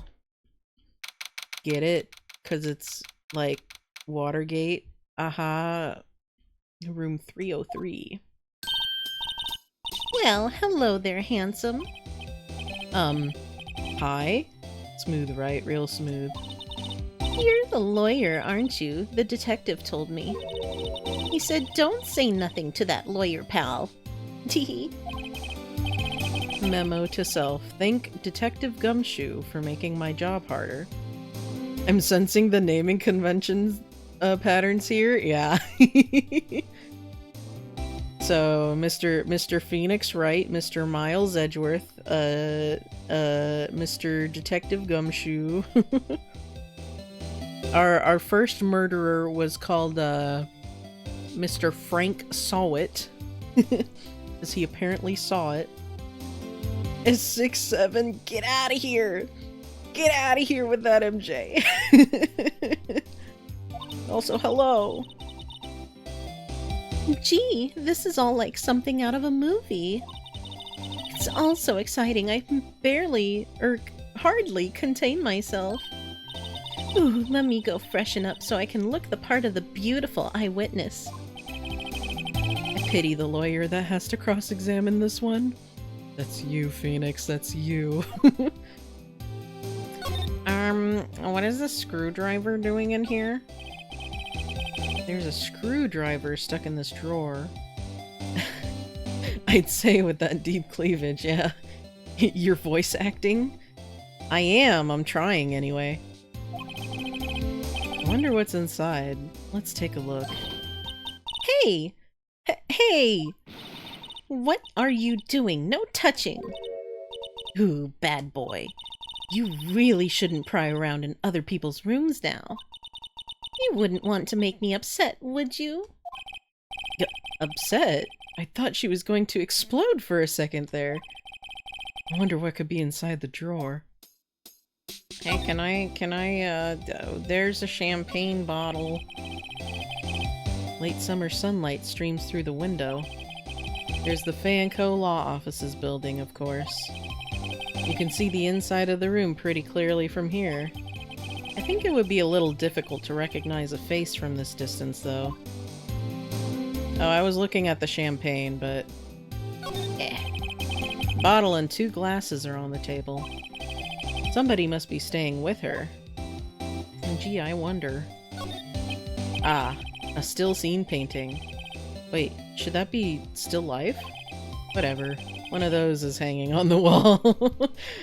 One of those. Flowers are fake, as expected. Oh, excuse me. I know sunflowers and tulips, but that's about the extent of my floral knowledge. Damn, Phoenix, you scrub. Get good. Smash the champagne bottle over her head and grab whatever is in that drawer and book it? If only. But then we would become the criminal. Bed. Simple bed. Been recently made, nothing eye-catching here. How can you tell it's been recently made? Hey, can you tell me about what you witnessed? Do you think you could tell me something? I need you to describe what you observed at the time of the incident. Ooh, observe, incident. You sound just like a lawyer in the movies. I like a man with a big vocabulary. Better not encourage her. You know that thing that happened the other day? The bad thing? What did you see when it happened? I don't suppose you could tell me about it. Pretty please? Let me see. Well, dream on. If you want to know, you'll just have to come to court tomorrow, Mr. Lawyer. Oh boy. Hey, can you tell me about yourself? Could you... Just who exactly are you? Ooh, Mr. Lawyer, are you hitting on me? No, hey, I'm just doing my job here. Gee, you know you're cute when you blush. Believe me, this is the first time in my life I've ever blushed this much. Right, can you just tell me what it is you do? Well, no. Teehee. And, but I can't read. you had your little hopes up, didn't you? Oh boy. Can you tell me anything, even just over this room? I see there are 2 glasses on the table. Is someone staying here with you? Ooh, what amazing powers of observation. You must be one of those famous detectives like on television. Oh, no, not me. I'm just a lawyer. Say, Mr. Big Detective, why don't you go look for clues in the garbage, Miss May doesn't like noisy little lawyers. Oh boy. Anyway. Oh, I don't think I have anything to present to you. Oh, I don't think you'll tell me about anything. Excuse me, but I'm a witness, police witness, you understand. How could I possibly give you any information in good conscience, Me, the witness. It's just like in the movies. Okay. I will leave. Goodbye. I'll go see Grossberg again.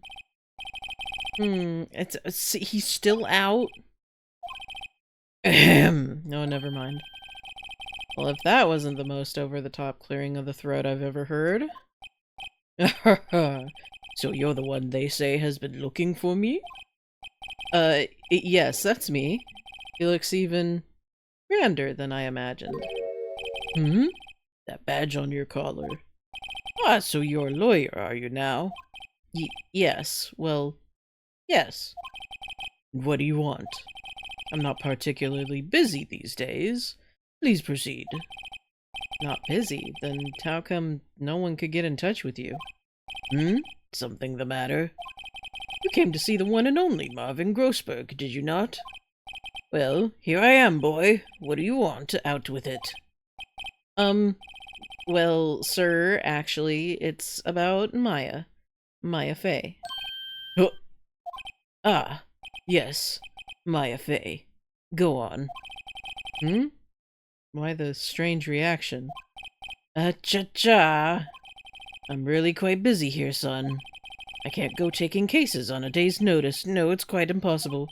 But wait a second. How did you know the trial was tomorrow? Yeah, anyway. I'm afraid it's entirely impossible for me to represent her. Sorry, end of discussion.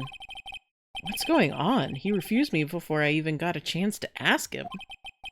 What do I tell Maya? Hey, sir. Why did you refuse immediately? You're being fishy. How can you just refuse like that? Please, tell me, why wouldn't you take the case? Huh? Well, you see, it's just... I'm busy, you see. But the client is Mia Fey's sister, and also you just said you weren't that busy. Mia trusted you. She knew her sister would be in good hands. Yes, of course, I know that. However, I'm sorry, but I must refuse. Sorry, goodbye. Creep. Fine. I don't have the time to argue with you anyway. I'll go look elsewhere. Grubble, think not. Huh? Did you say something? I think not, I said. What do you mean? I'm terribly, terribly sorry. But I'm afraid that no lawyer worth their salt will take on this particular case. Terribly sorry, my boy. Why? I cannot say. I beg your pardon, but could you leave? Now. I've nothing more to discuss with you. What's going on here? Hey, so, I know you said you have nothing more to discuss, but, tell me about Mia. How did you know Mia Fey? She worked here. A long time ago. Quite the apprentice, that one. Learned my techniques in the blink of an eye. She left one day, quite suddenly. She had a mission, you see. A mission? You could see it in her eyes. She followed it with a burning passion. Never looked back, that one. Hey, so can you tell me about that rootin' tootin' cowboy shootin' painting bat there, brother? That's, quite a painting. Aha! You noticed. It's my pride and joy. Impressive, isn't it? Well, isn't it? The color of the sky, the hue of the sea, the weave of the straw hat. It's worth at least 3 million. I have no intention of parting with it, of course. No, I won't sell it. Not even to you. I wasn't interested. It's not for sale. I'm not buying. Jeez. Anyway, well... Maya, I have bad news. As of the 342 Detention Center Visitors Room. Hiya. Hiya, Maya. Ahaha. Oh, you're back. Did you find the lawyer? Well, how do I tell her? What do I tell her? Oh my god. Well, see, just be honest. I really don't think you should use that guy. He didn't seem healthy. He was all skin and bones. What really happened? You don't mean he refused to help? I see. I've been abandoned then. Well, I don't know. What about your family?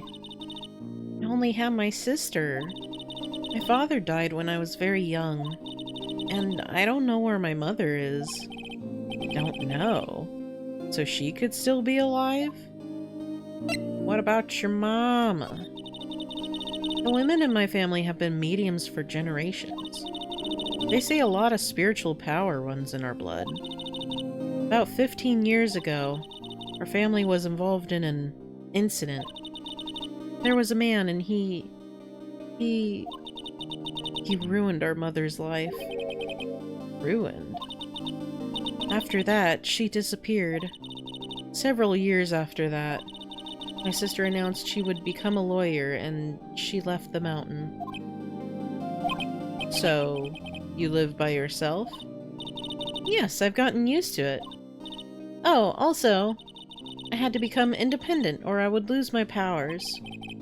I feel bad for her all by herself up on that mountain. Your mother's enemy. So, who was this man who, ruined your mother? About 15 years ago, there was an unusual murder case. It made quite a stir. Everyone was talking about it, apparently. The police were running out of leads and they were getting desperate. Wait, they didn't use a spirit medium, did they? The police convinced my mother to try to contact the victim. Wow. So, what happened? The case was solved. We thought. You thought? The man my mother helped, the police capture was innocent. The police's consultation with the medium had all been carried out in secret, of course. But the man found out about it and leaked it to the press. He told all the papers that my mother was a fraud, and the media jumped on it. My mother, became the laughingstock of the nation. I see. White. Excuse me? White? That was his name. My sister told me. White. Just a little longer now before the state-appointed lawyer comes, I guess. 4 p.m. Time's up. What should I do? Do I just leave her and go home? No, we're gonna defend Maya. I've made up my mind. I'm going to defend you whether you want me to or not. Why? Why? Well, I can't abandon you. No one is as sad as a person without any friends.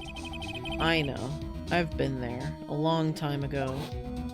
Oh, little baby Phoenix! Why did I become a lawyer in the first place? Someone has to look out for the people who have no one on their side. Maya, I won't abandon you. You can count on me. so kind of you.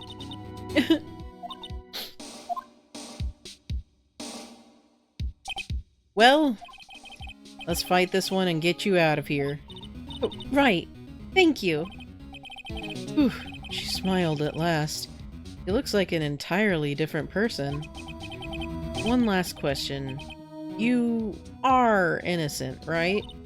Yes! And I trust you. So you trust me too, okay? It's a deal. So, what next?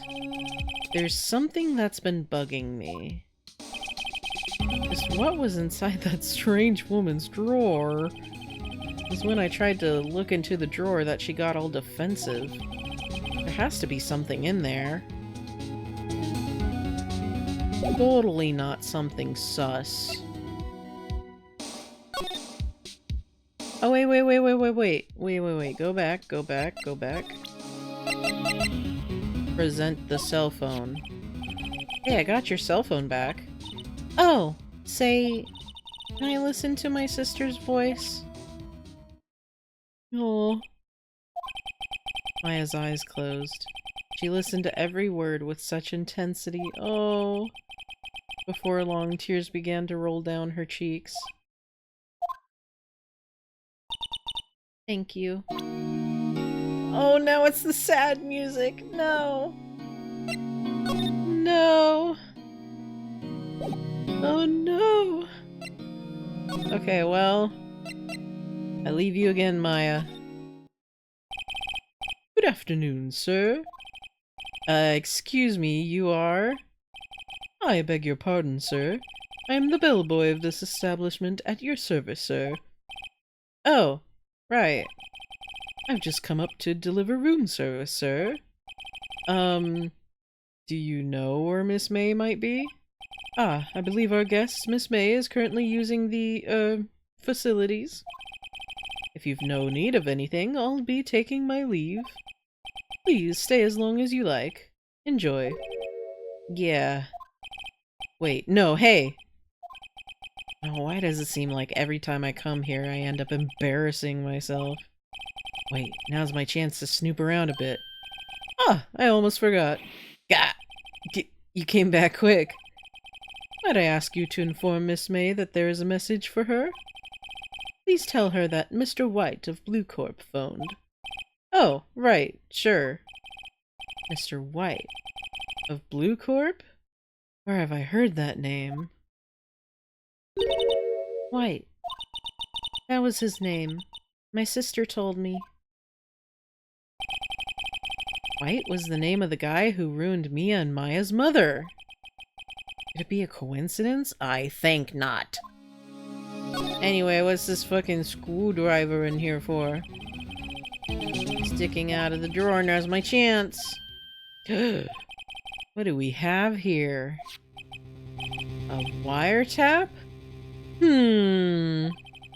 What would a woman like her be doing with a thing like this? Add it to the court record.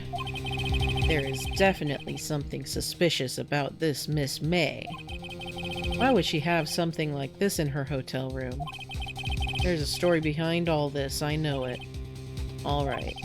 I'll be using this bit of evidence in tomorrow's trial, that's for sure. For Maya's sake. I'll get to this woman's bottom. Wait, I mean... you know what I mean. Yeah? Yeah, Phoenix? Yeah? I see the cleavage wasn't the only thing on your mind. Oh, bellboy, still there? Uh-oh, time to scram. I look forward to tangoing with you tomorrow, Miss May. In court. To be continued. Let's go. Guess the name isn't the only thing we resemble. Hell yeah.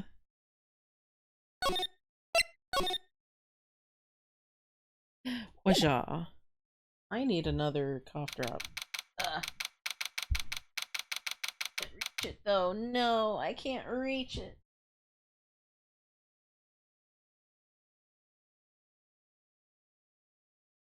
Have them over here. It's the way that whenever I play like these visual novel types, I always have to have cough drops on hand because it's just so much talking.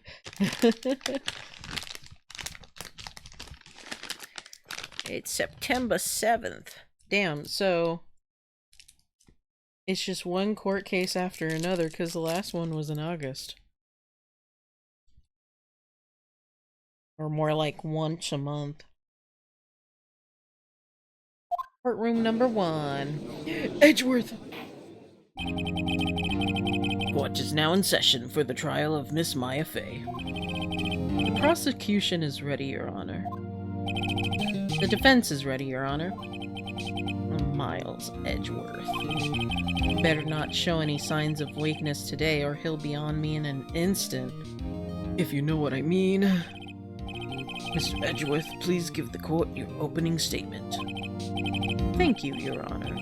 The defendant, Miss Maya Fey, was at the scene of the crime. The prosecution has evidence she committed this murder.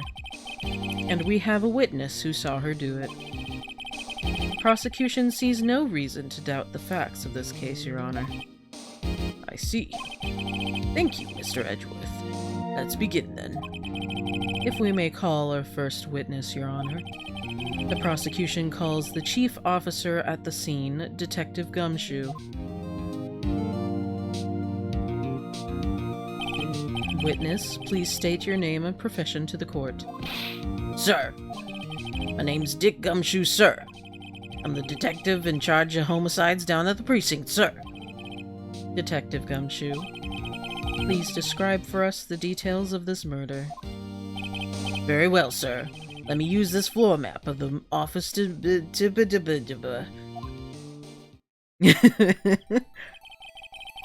body was found by this window here. And the cause of death?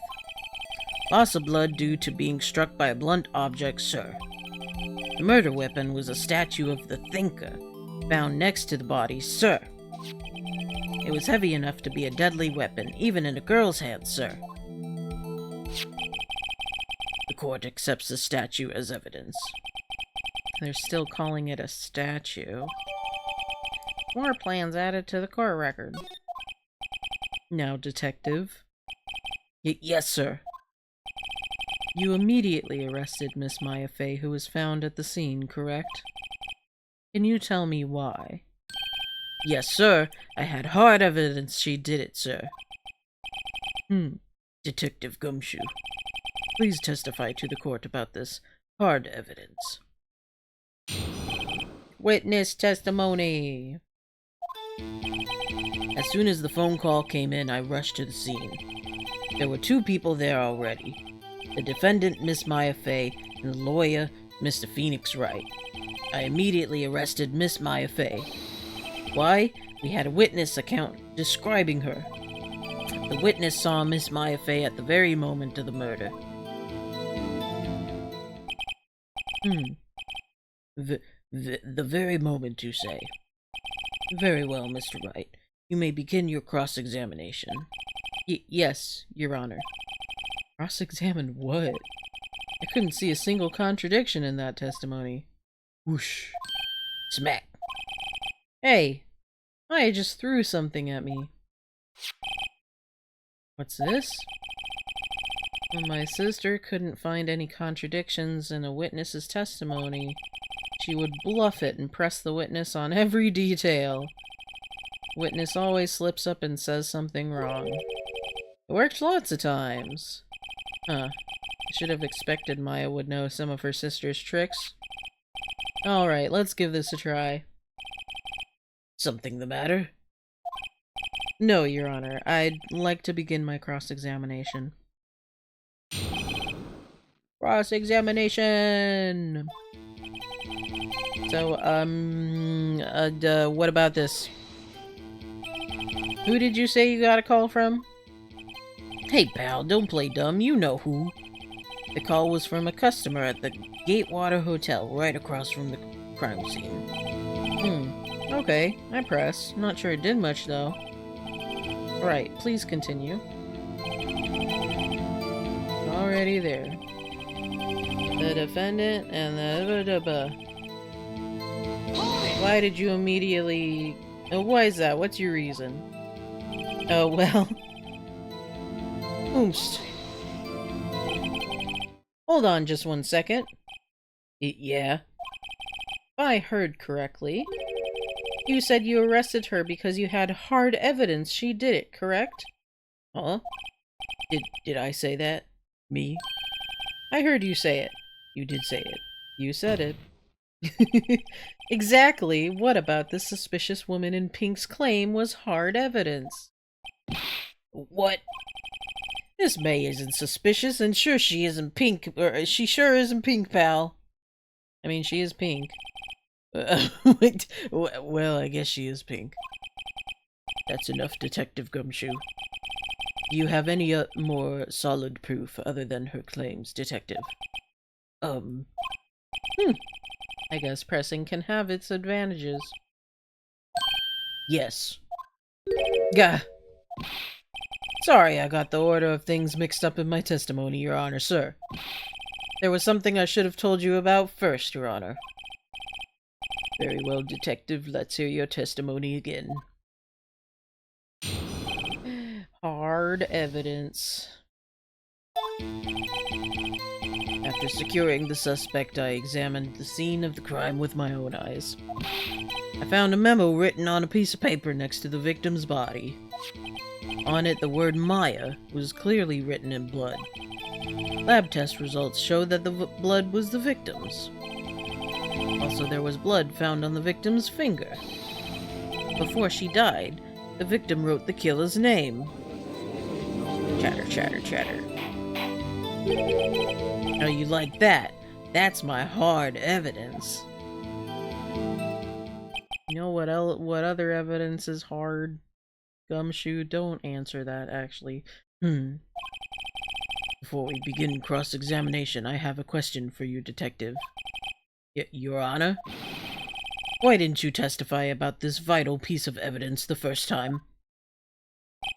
I know, I'm real embarrassed. I forgot about it, Your Honor, sir. Try to be more careful. Very well. The defense may begin its cross-examination. I know exactly what to press. We go all the way to the end. Before she died. Well, about that. It was instantaneous. Detective Gumshoe, there's one thing I want you to clarify for me here. You say that the victim, Mia Fey, wrote this note. That she was accusing the defendant, Maya Fey? That's really what you're saying? What? This isn't one of those lawyer tricks, is it now? Of course she wrote it. Who else could have? You have it backwards, Detective. Backwards? The victim is the only person who absolutely could not have written it. This is a report from your department, Detective. Immediate death due to a blow from a blunt object. She died immediately. But... no butting your way out of this one, Detective. Rabble, rabble, rabble, rabble.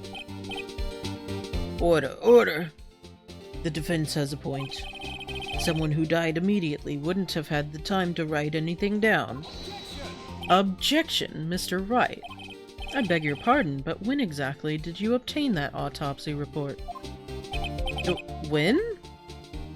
The day after the murder. It was the day after the murder. The prosecution's point being? Tisk, tisk, tisk. That autopsy report is outdated, Your Honor. What? The second autopsy report was performed yesterday at my request. Death was almost immediate, due to a blow from a blunt object. But there is a possibility the victim lived for several minutes after the blow. I received these results this morning. No way. Your Honor, it's quite easy to imagine that the victim did have time to write Maya. That is all. I see. Damn you, Edgeworth, and your fucking sexy self. Get out of here. Stop it. You should have known you'd have something up your sleeve. Why, Mr. Wright, you look shocked. Something you want to say? You're a sham. I'm a sham. You're a sham. Mr. Edgeworth, I've heard there's nothing you won't do to get your verdict. What reason could you possibly have had to request a second autopsy report? Mr. Wright, the defense will refrain from personal attacks on the prosecution. Tisk tisk, no matter, Your Honor. Mr. Wright, say what you will, the evidence in this report is undeniable. Your Honor, I submit this report to the court. Understood. The court accepts the evidence.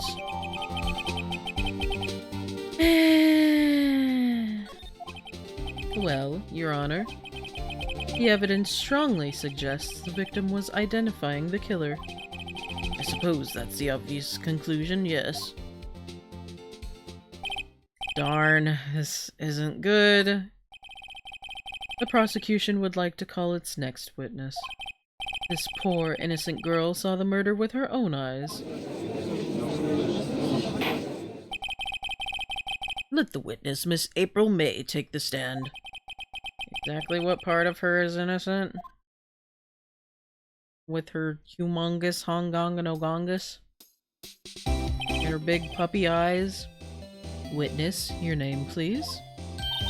April May, at your service, wink. Order. An introduction should not require any reaction from the crowd. Everyone, put your horny away. The witness will refrain from wanton winking. Oh, yes, Your Honor. This is not good. She's already captured the heart of every man in this courtroom. Except for this man. Except for Edgeworth. He's immune, he's gay. Tell us, where were you on the night of September 5th when the murder occurred? Gee, I was like in my hotel room. Teehee. I checked in right after lunch. And this hotel is directly across from the Fay & Co. law offices? That's right, big boy. Please testify to the court about what you saw. Witness's account. It was like 9 at night. I looked out the window, you know? And then, ooh, I saw a woman with long hair being attacked. The one attacking her was the mousy girl sitting in the defendant's chair. Then the woman, like, dodged to one side and ran away. But that girl, she caught up to her and she hit her. Then the woman with the long hair, she kinda slumped. The end. That's all I saw. Every little bitsy witsy wink.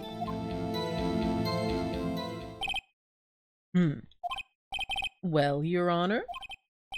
I see. It's a remarkably solid testimony. I don't see a need to trouble the witness any. Wait, Your Honor? Yes, Mr. Wright? What about my cross-examination? I thought the witness's testimony just now was quite firm.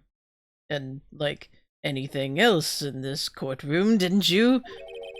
Mr. Wright, I understand you were Miss Mia Fey's understudy, were you not? You must know her techniques well. Her cowardly way of finding tiny faults in perfectly good testimonies. Hey, how dare you?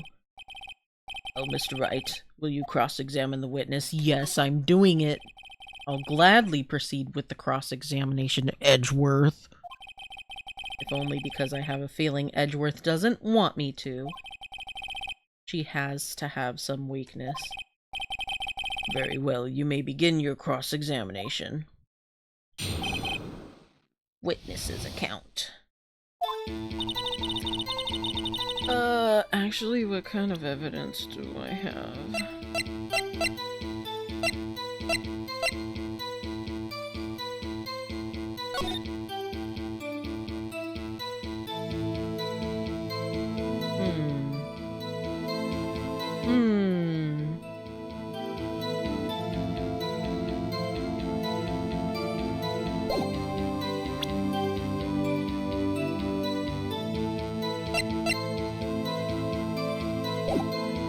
Let me see. It was 9 at night.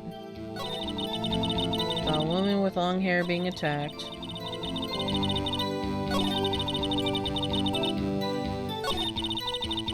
A press. How do you know she was the defendant? Huh?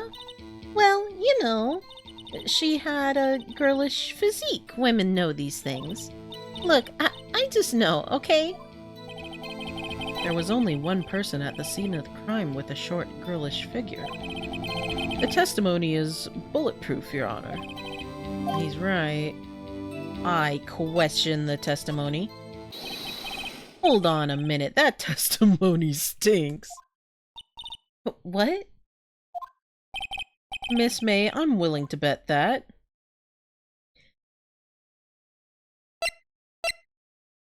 You're lying. Are you telling the truth? Did you really see the defendant?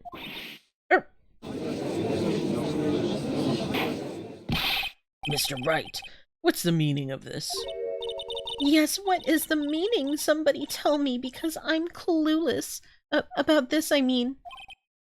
Okay. If you had really witnessed my client, Maya Fey, you would have noticed her clothes before noticing her physique. No one wears clothes like this on a daily basis, except her. And I'm no expert on fashion, but her hairdo looks far from normal to me. However, the witness's testimony mentions neither of these things. The testimony is bogus. But... Still, we don't know if she was dressed that way the night of the murder. She was, Your Honor. I saw her. And so did Detective Gumshoe. What do you say to that, Miss May?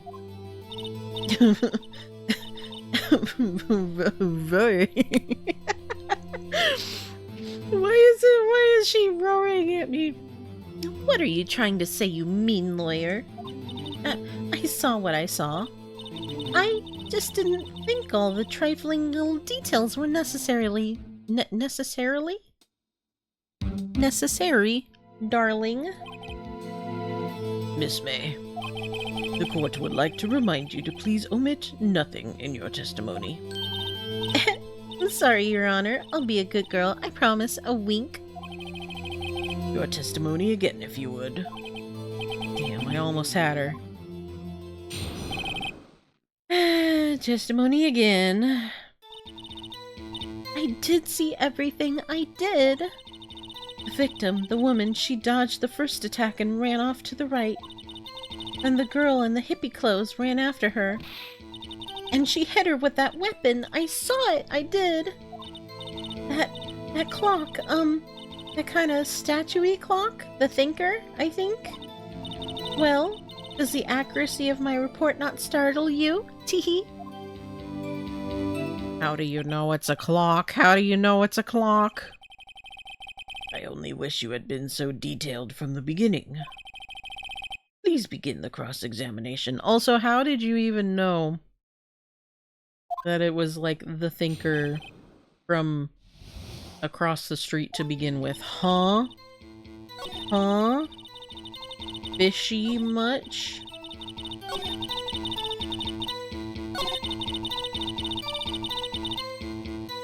Hey, objection. Miss May, what you said just now was quite revealing. Much like your cleavage. Revealing? Ooh, you'd like that, wouldn't you, naughty Mr. Lawyer? You just said that this statue of the thinker was a clock. There's no way of knowing that just by looking at it. You're Another person in much the same position as you recently called this a clock, too. And he was found guilty of murder. Order, order! Miss May, can you explain how you know this was a clock? Oh, her... The witness saw the murder with her own eyes. That's all that's important here. The defense is trying to confuse the issue with trivial concerns.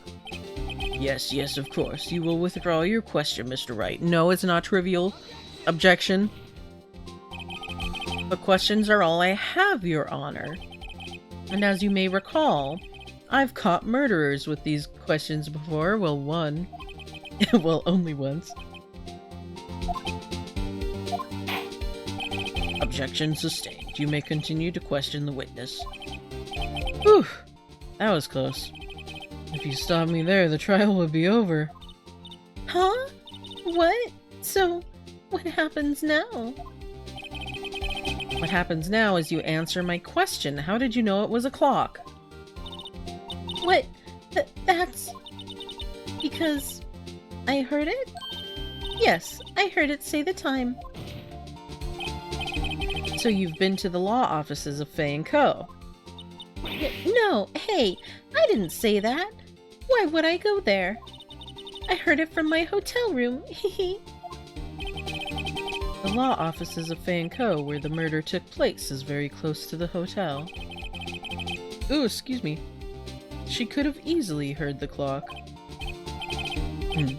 Well, Mr. Wright, are you satisfied? Nuh-uh. No, Your Honor. Can't give up now. I'm not satisfied because she couldn't have heard it. You were at the hotel. There's no way you could have heard a clock go off in the building next door. You have proof that she could not? Amateurs, amateurs. Listen to me, Mr. Wright. In the courtroom, proof is everything. Without it, you have nothing. You are nothing. Then I would like to propose a test to see if she really could have heard. The prosecution denies your request. Wright should know that the clock had no electronics. I mean, this is true. But also, too, just like in the last case, everyone thought, realistically, she shouldn't be able to, like, even tell from where she was standing that, like, it was even the thinker as a statue. But, like, everyone has been calling this a statue. Like, no one knew it was a clock until the ending of the last case. So, it's like she shouldn't be able to know that it's a clock to begin with. This is a trivial matter with no direct bearing on the case at hand. Indeed. Objection sustained. Damn. Time to switch directions, quick. Ready to proceed, Mr. Wright? But also, too... Actually, Seraphim, you bring up a good point. It does have no electronics. So even from, like... I was sorry, I was spacey there. I was not thinking immediately of... That's right, she wouldn't have been able to hear it, because literally it had been gutted. No, Your Honor. I can't give up now. I'm not satisfied because... Oh, I get it. It's... okay, it's... Well, it wouldn't have rung. Your Honor, members of the court. It is inconceivable that the clock in question rang. 'Cause it's empty. Filled with papers, it's in her voice recording. Yeah, I know. That clock is missing its clockwork.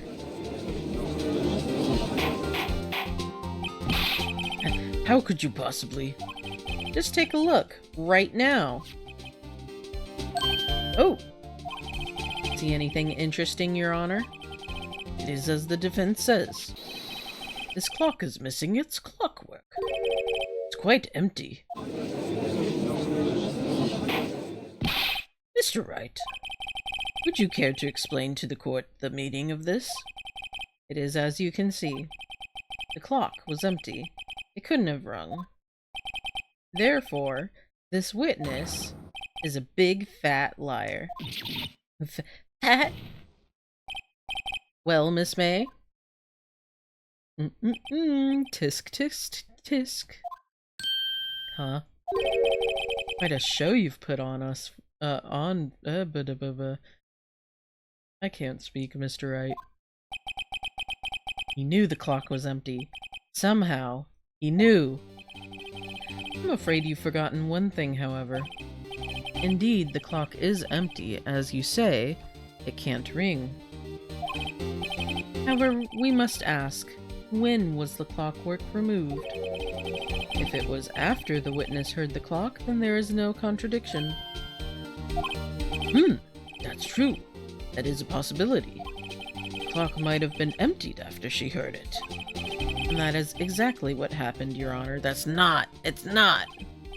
Well, Mr. Wright, can you prove when the clockwork was removed?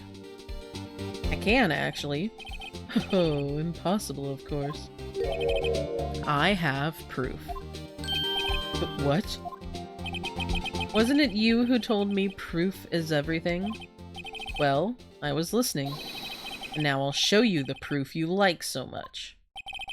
The evidence that proves when the clockwork was removed is... right here. Take a look at this.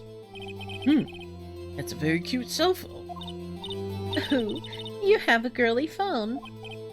Wait, this isn't my phone. Listen.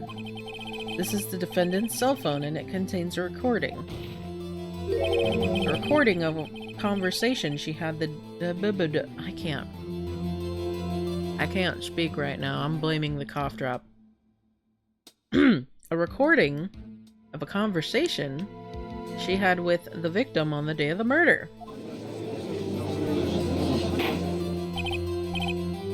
The proof is in the pudding, Your Honor. Order.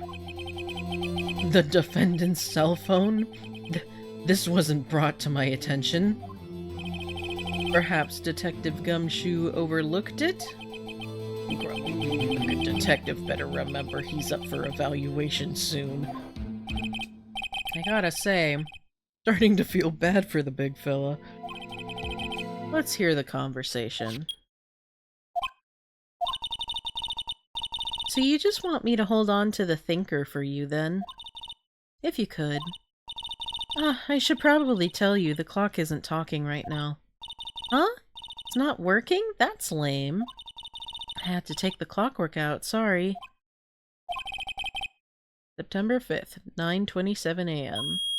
Beep! Your Honor, I think this makes it clear the clockwork was already gone by the time this was recorded. Which was well before the witness even arrived at her hotel.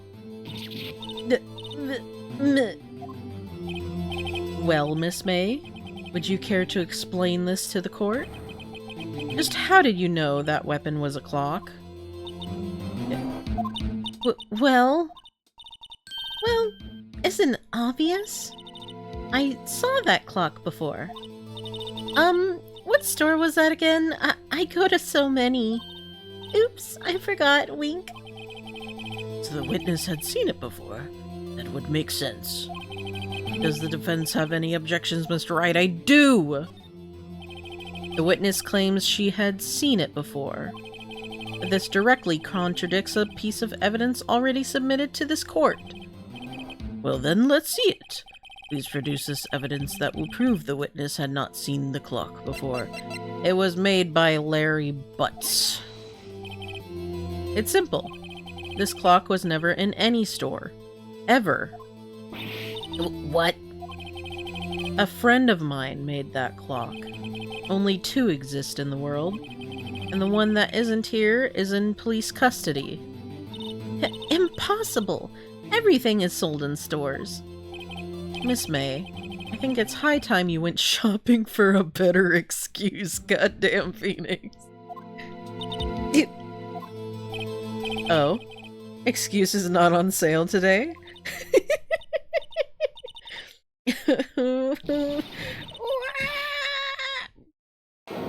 Oh, goddamn.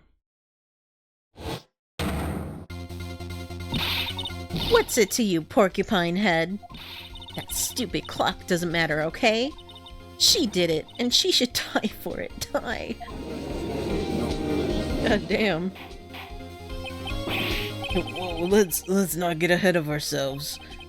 This is a court of law, and the witness will remain calm. She went Super Saiyan titty, she sure did. Her. Oh. Oh. Oh. Oh. Silly me. Did I, like, lose it? I guess I did. Teehee. Wink. It's scary. Miss May, let me ask. Tell me, how did you know the weapon was a clock? Oh dear. Does the defense have an opinion on this behavior? Okay, this is it. Yes, Your Honor, allow me to explain how I see the truth of the matter. Miss April May, you knew the weapon was a clock because you had heard about it.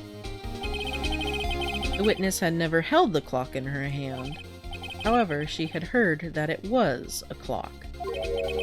She heard? That is correct, Your Honor. There is no other way she could have known the thinker was a clock. I can show you the proof. Well, this is interesting.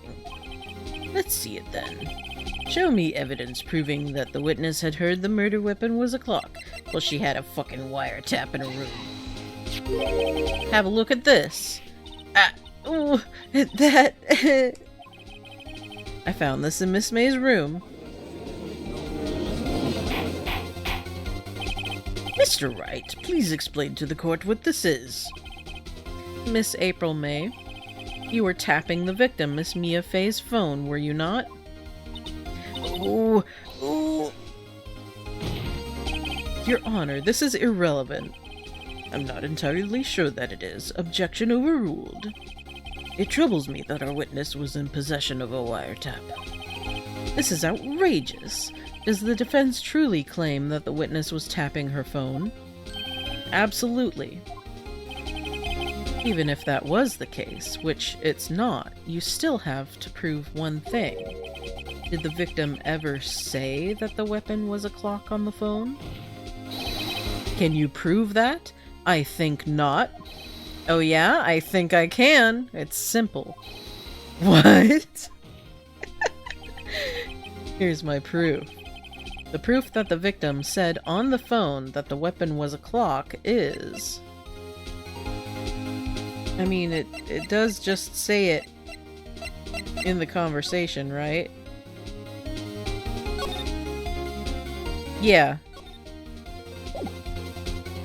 So, just take that. I present the defendant's phone. Yes, we've seen that.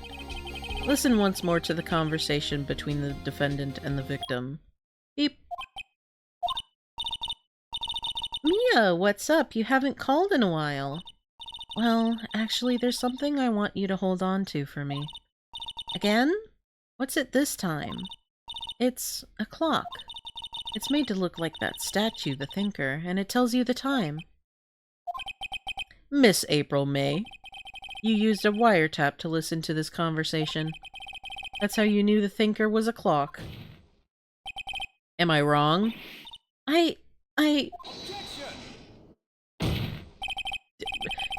Edgeworth, get out of here. Your Honor, this is ridiculous. Your Honor, look at the witness's face. Does she seem amused to you? The defense demands an answer. Witness, answer the question. Did you tap her phone? Miss May. Shut up, all of you. What gives you the right to talk to me like that? You lawyer.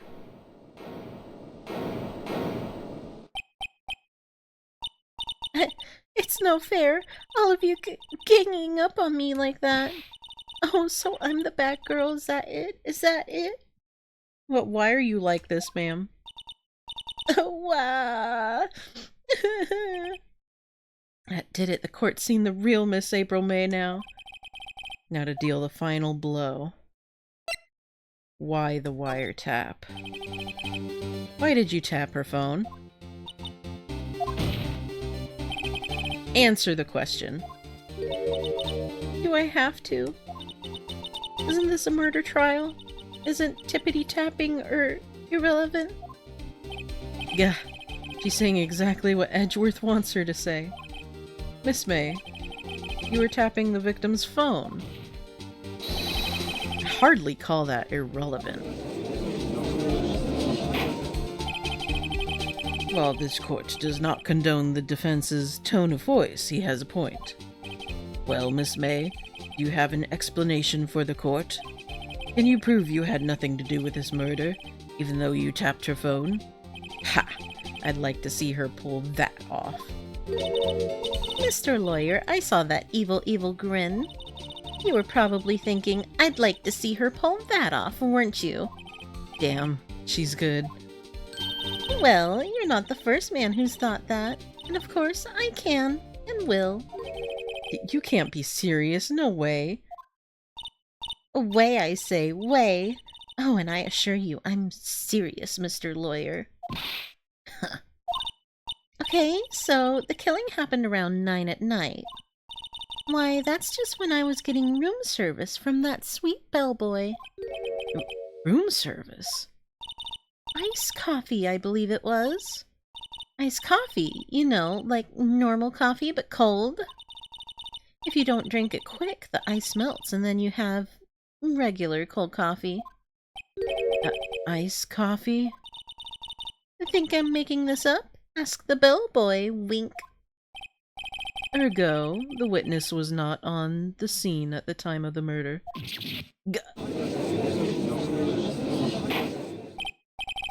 So where does that leave us? It is my great displeasure to inform you that the witness appears to have been tapping the victim's telephone. However, that is a separate crime with no bearing on the current case whatsoever. Her testimony stands. She saw the defendant, Maya Fey, commit murder. No, they're going to just let her walk away. There's no way I can win this until I can tie Miss May to the murder somehow. Well, does the defense have anything to say? Well, come on, think of something. Call the bellboy as a witness. The defense would like to call the hotel bellboy as a witness. There's something suspicious here, and I'm going to get to the bottom of it. I think you've sunken quite low enough already. I object to calling the bellboy.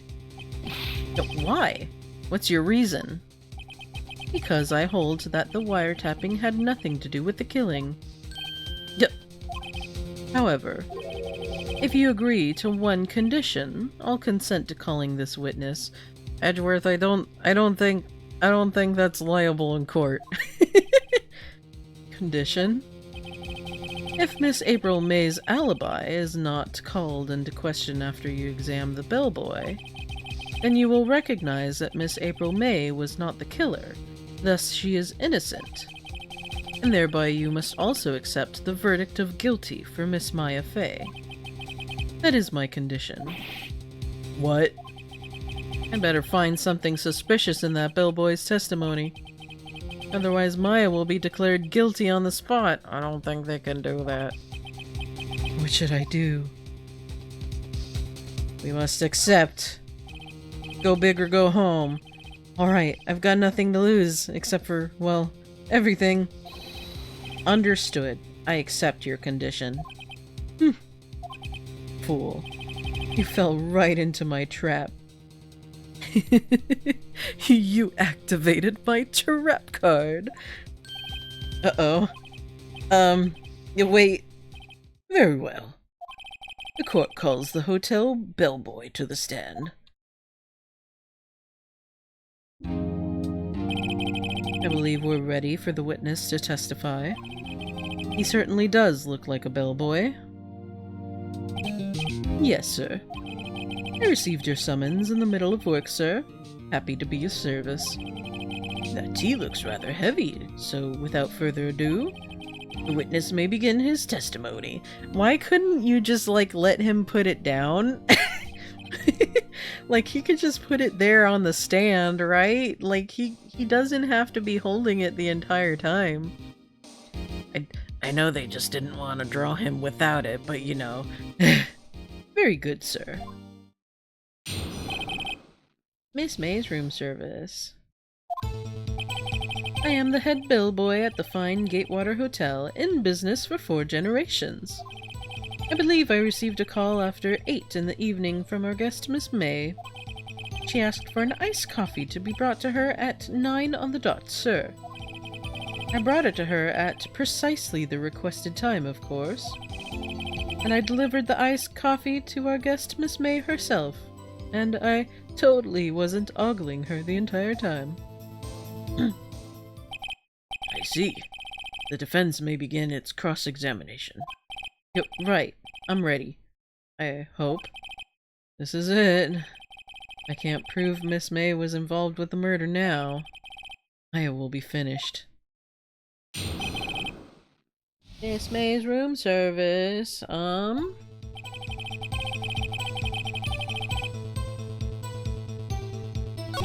believe I received a call at 8. Asked for an iced coffee. Oh no, I didn't want to go back. It did, but go forward. Brought it to her at precisely the time.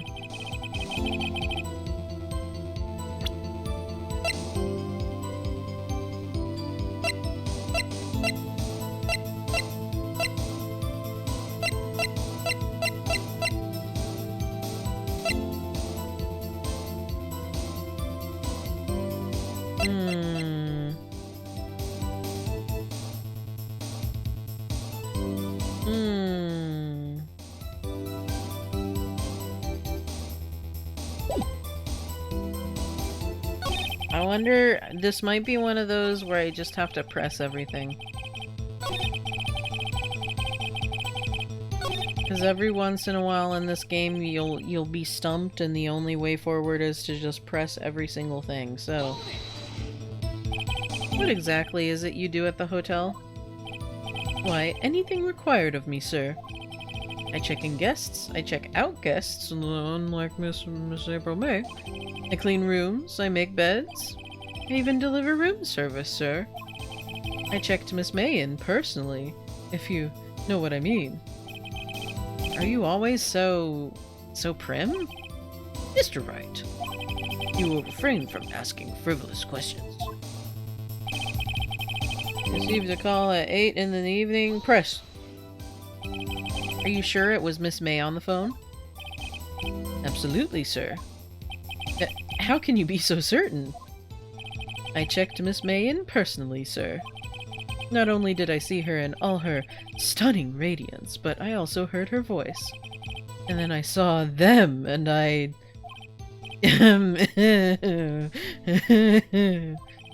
The point being, I remembered her quite well, sir, because of her assets, if you will, sir. Yes, what then? Did you ask for an iced coffee? Tell me more about that. 9 on the dot, you say? Yes, I confirmed that detail several times. She was watching a program on the TV and wished to drink after she finished, sir. 9. The time of the murder. Brought it to her at precisely the time? Precisely 9, then. Precisely, exactly, and most definitely, sir. 9 p.m. How can you be so sure? Miss May was quite insistent that it be brought then. Oh, bellboy, tee-hee, I'd like iced coffee at exactly 9. Something like that, sir. Therefore, I knocked on her door at the crack of 9, sir. Why would she be so particular about the time? I delivered it to herself. You are sure it was Miss April May herself? Absolutely, sir. Absolutely? Yes, sir. As in, so very absolutely, sir.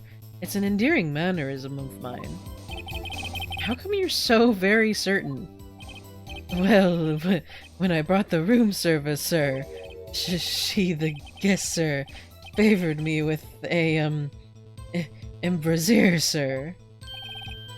Embrasier? Is that French for embrace? It's French for kiss, sir. But not a French kiss, sir. More of a peck on the cheek. Although maybe I would have liked the former. Why would she have done that? I believe perhaps she was momentarily swayed by my prim demeanor, sir. It was a moment I shall never ever forget, sir. Sounds pretty fishy to me. I think our Miss May was up to something and wanted the bellboy to remember her. Ugh. It's no good. There's nothing there. Is that it? Tisk tisk. Finally you understand. This bellboy has absolutely no reason to lie. Now, if you have any decency, you will end this rather tedious cross-examination here. It was a bit tedious. The witness may leave the stand. I can't let this happen, can I? Protest! But wait. Please wait. Yes? Does the defense have something to add? One last question. Let me ask one last question. Your Honor, I must object. This charade of justice has gone on long enough. Now, Mr. Edgeworth. All right, Mr. Wright. I'll give you one more question. That's all. Okay. This is really it now. This is my last chance. What do I ask him about?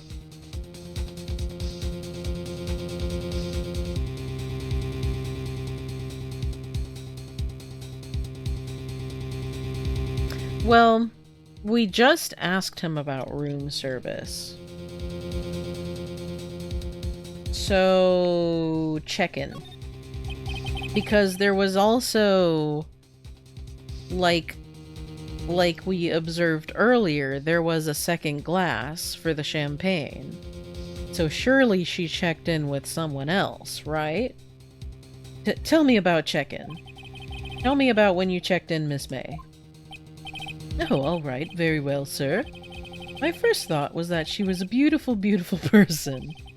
She's just my type of girl, so it was a disappointment, really. I see. Huh? Yeah, excuse me, what exactly was a disappointment? Well, I am not without charm, sir, but even I'd have little chance with her lover there. What did he say? What did you say? Rather, quite. Bellboy, tell us the truth now. Did Miss May check in with another person? I object. That was objectionable. Objection overruled. The witness will answer the question. Yes, I see. Why did you not mention this in your testimony? Well, sir, you didn't ask. Nice try. That's the sort of thing you're normally supposed to mention. Yes, quite, indeed. It was the, good burster there, Mr. Edgeworth, who... He asked me not to mention it if I wasn't specifically asked, sir. Oof. You fool! Edgeworth, being fishy. I've done it. I've won. Miss April May checked into a twin room with a man, correct? Yes, sir. Then when you brought them room service, you didn't see that man in the room? That's right, sir. Your Honor, we have just learned of another person involved who may have been the murderer. In light of this new fact, I hold that it's impossible to judge the defendant. Wouldn't you agree, Mr. Edgeworth? And who, Mr. Wright? Who is this other person? Simple. It was... the man with Miss May. The man who checked in with Miss May. Ooh. Your Honor, as has been previously revealed, Miss April May was tapping the victim's phone. Yet Miss May herself has an alibi at the time of the murder. However, that does not clear the man that was with her. The bellboy saw no one else in the room at the time of the murder. Yep, what a convenient little setup. But it's too late. Too late? I suppose you'd like it if it was too late, wouldn't you? After all, it was you who hid the presence of the other man from this court. Oof. Upstart. Amateur. These accusations are ludicrous. Enough. The court acknowledges the defense's argument. I expect the prosecution and defense to look into this matter fully. Am I understood? Yes. Yes, Your Honor. That is all for today, for the trial of Maya Fey. Court is adjourned. Zooey mama. God damn. 2:24 p.m. District Court, Defendant Lobby number 1. Okay, hold on. Am I able to... I can save here. I feel like... Okay, let's go a little bit further. We're gonna end a little soon. Mr. Wright! You were amazing in there! Really? I think I might be your newest fan.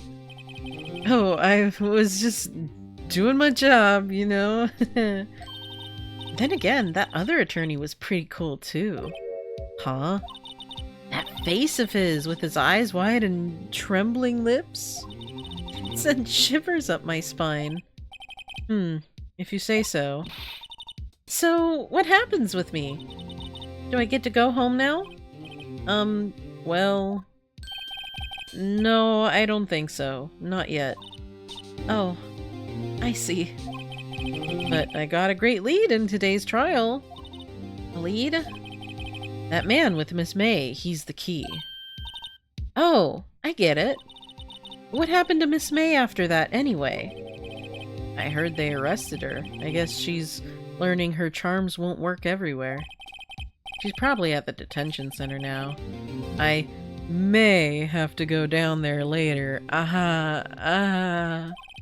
Anyway, this case is far from closed. Yes, sir!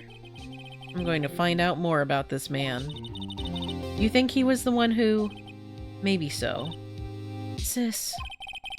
Don't worry, I'll find him by tomorrow, I promise. I'm counting on you. Asked for a full record of April May's testimony. I thought it might come in handy during the trial tomorrow. But now that I have it, I'm not so sure. Most of her testimony was all lies. In fact, there's only one part that hasn't been stricken from the record. Yeah. I don't know how much good this will do me at all now. Anyway, time to hit the pavement and do some investigating. Maya doesn't belong in that detention center, and it's up to me to set her free. To be continued. Okay, I think we're gonna stop there for tonight then.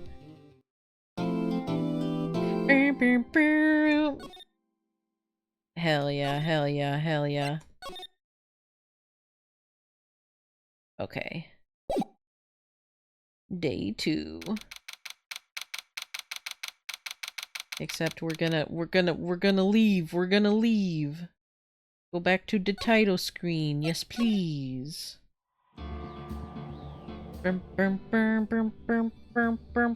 Okay. We're going a little faster than I thought we would. I forgot that the first case was so quick. You know?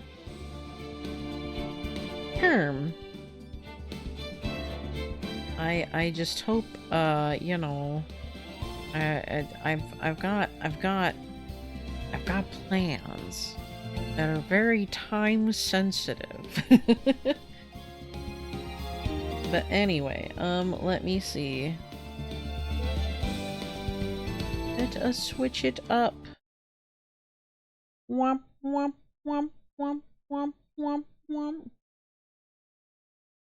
We're gonna play our ending song.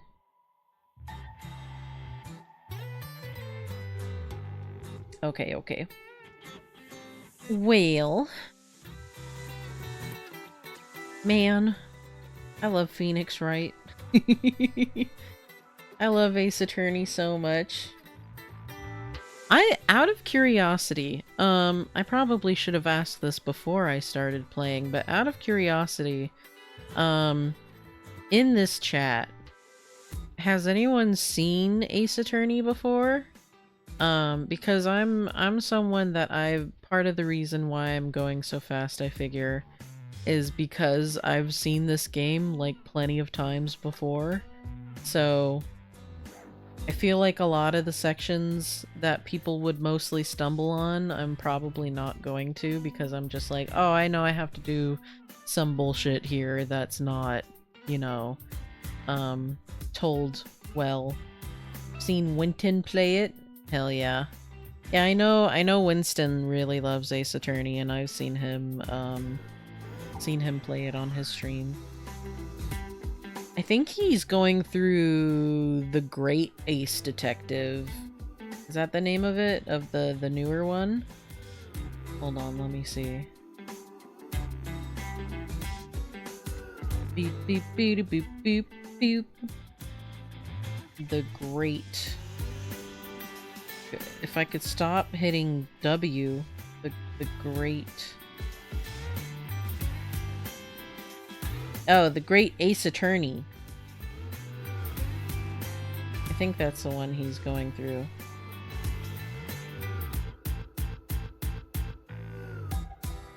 Yeah. I love Ace Attorney. I love it so much. But, so we've got Ace Attorney, and then on Friday, we're finishing up Signalis. So, in the schedule post, I joked about how it was the ending of Tragic Eerie and the beginning of Courtroom Yaoi, so...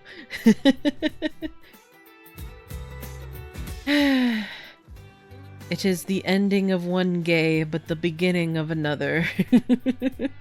As y'all shall see soon. But anyway, let us see who we should raid. Let me see. Wait, is Alpha still live? Oh no, he's not. Okay. I thought I needed to refresh. I'm like, I don't think Alpha would still be live at almost 11:30 p.m. I mean, there's always Flashy. As per usual.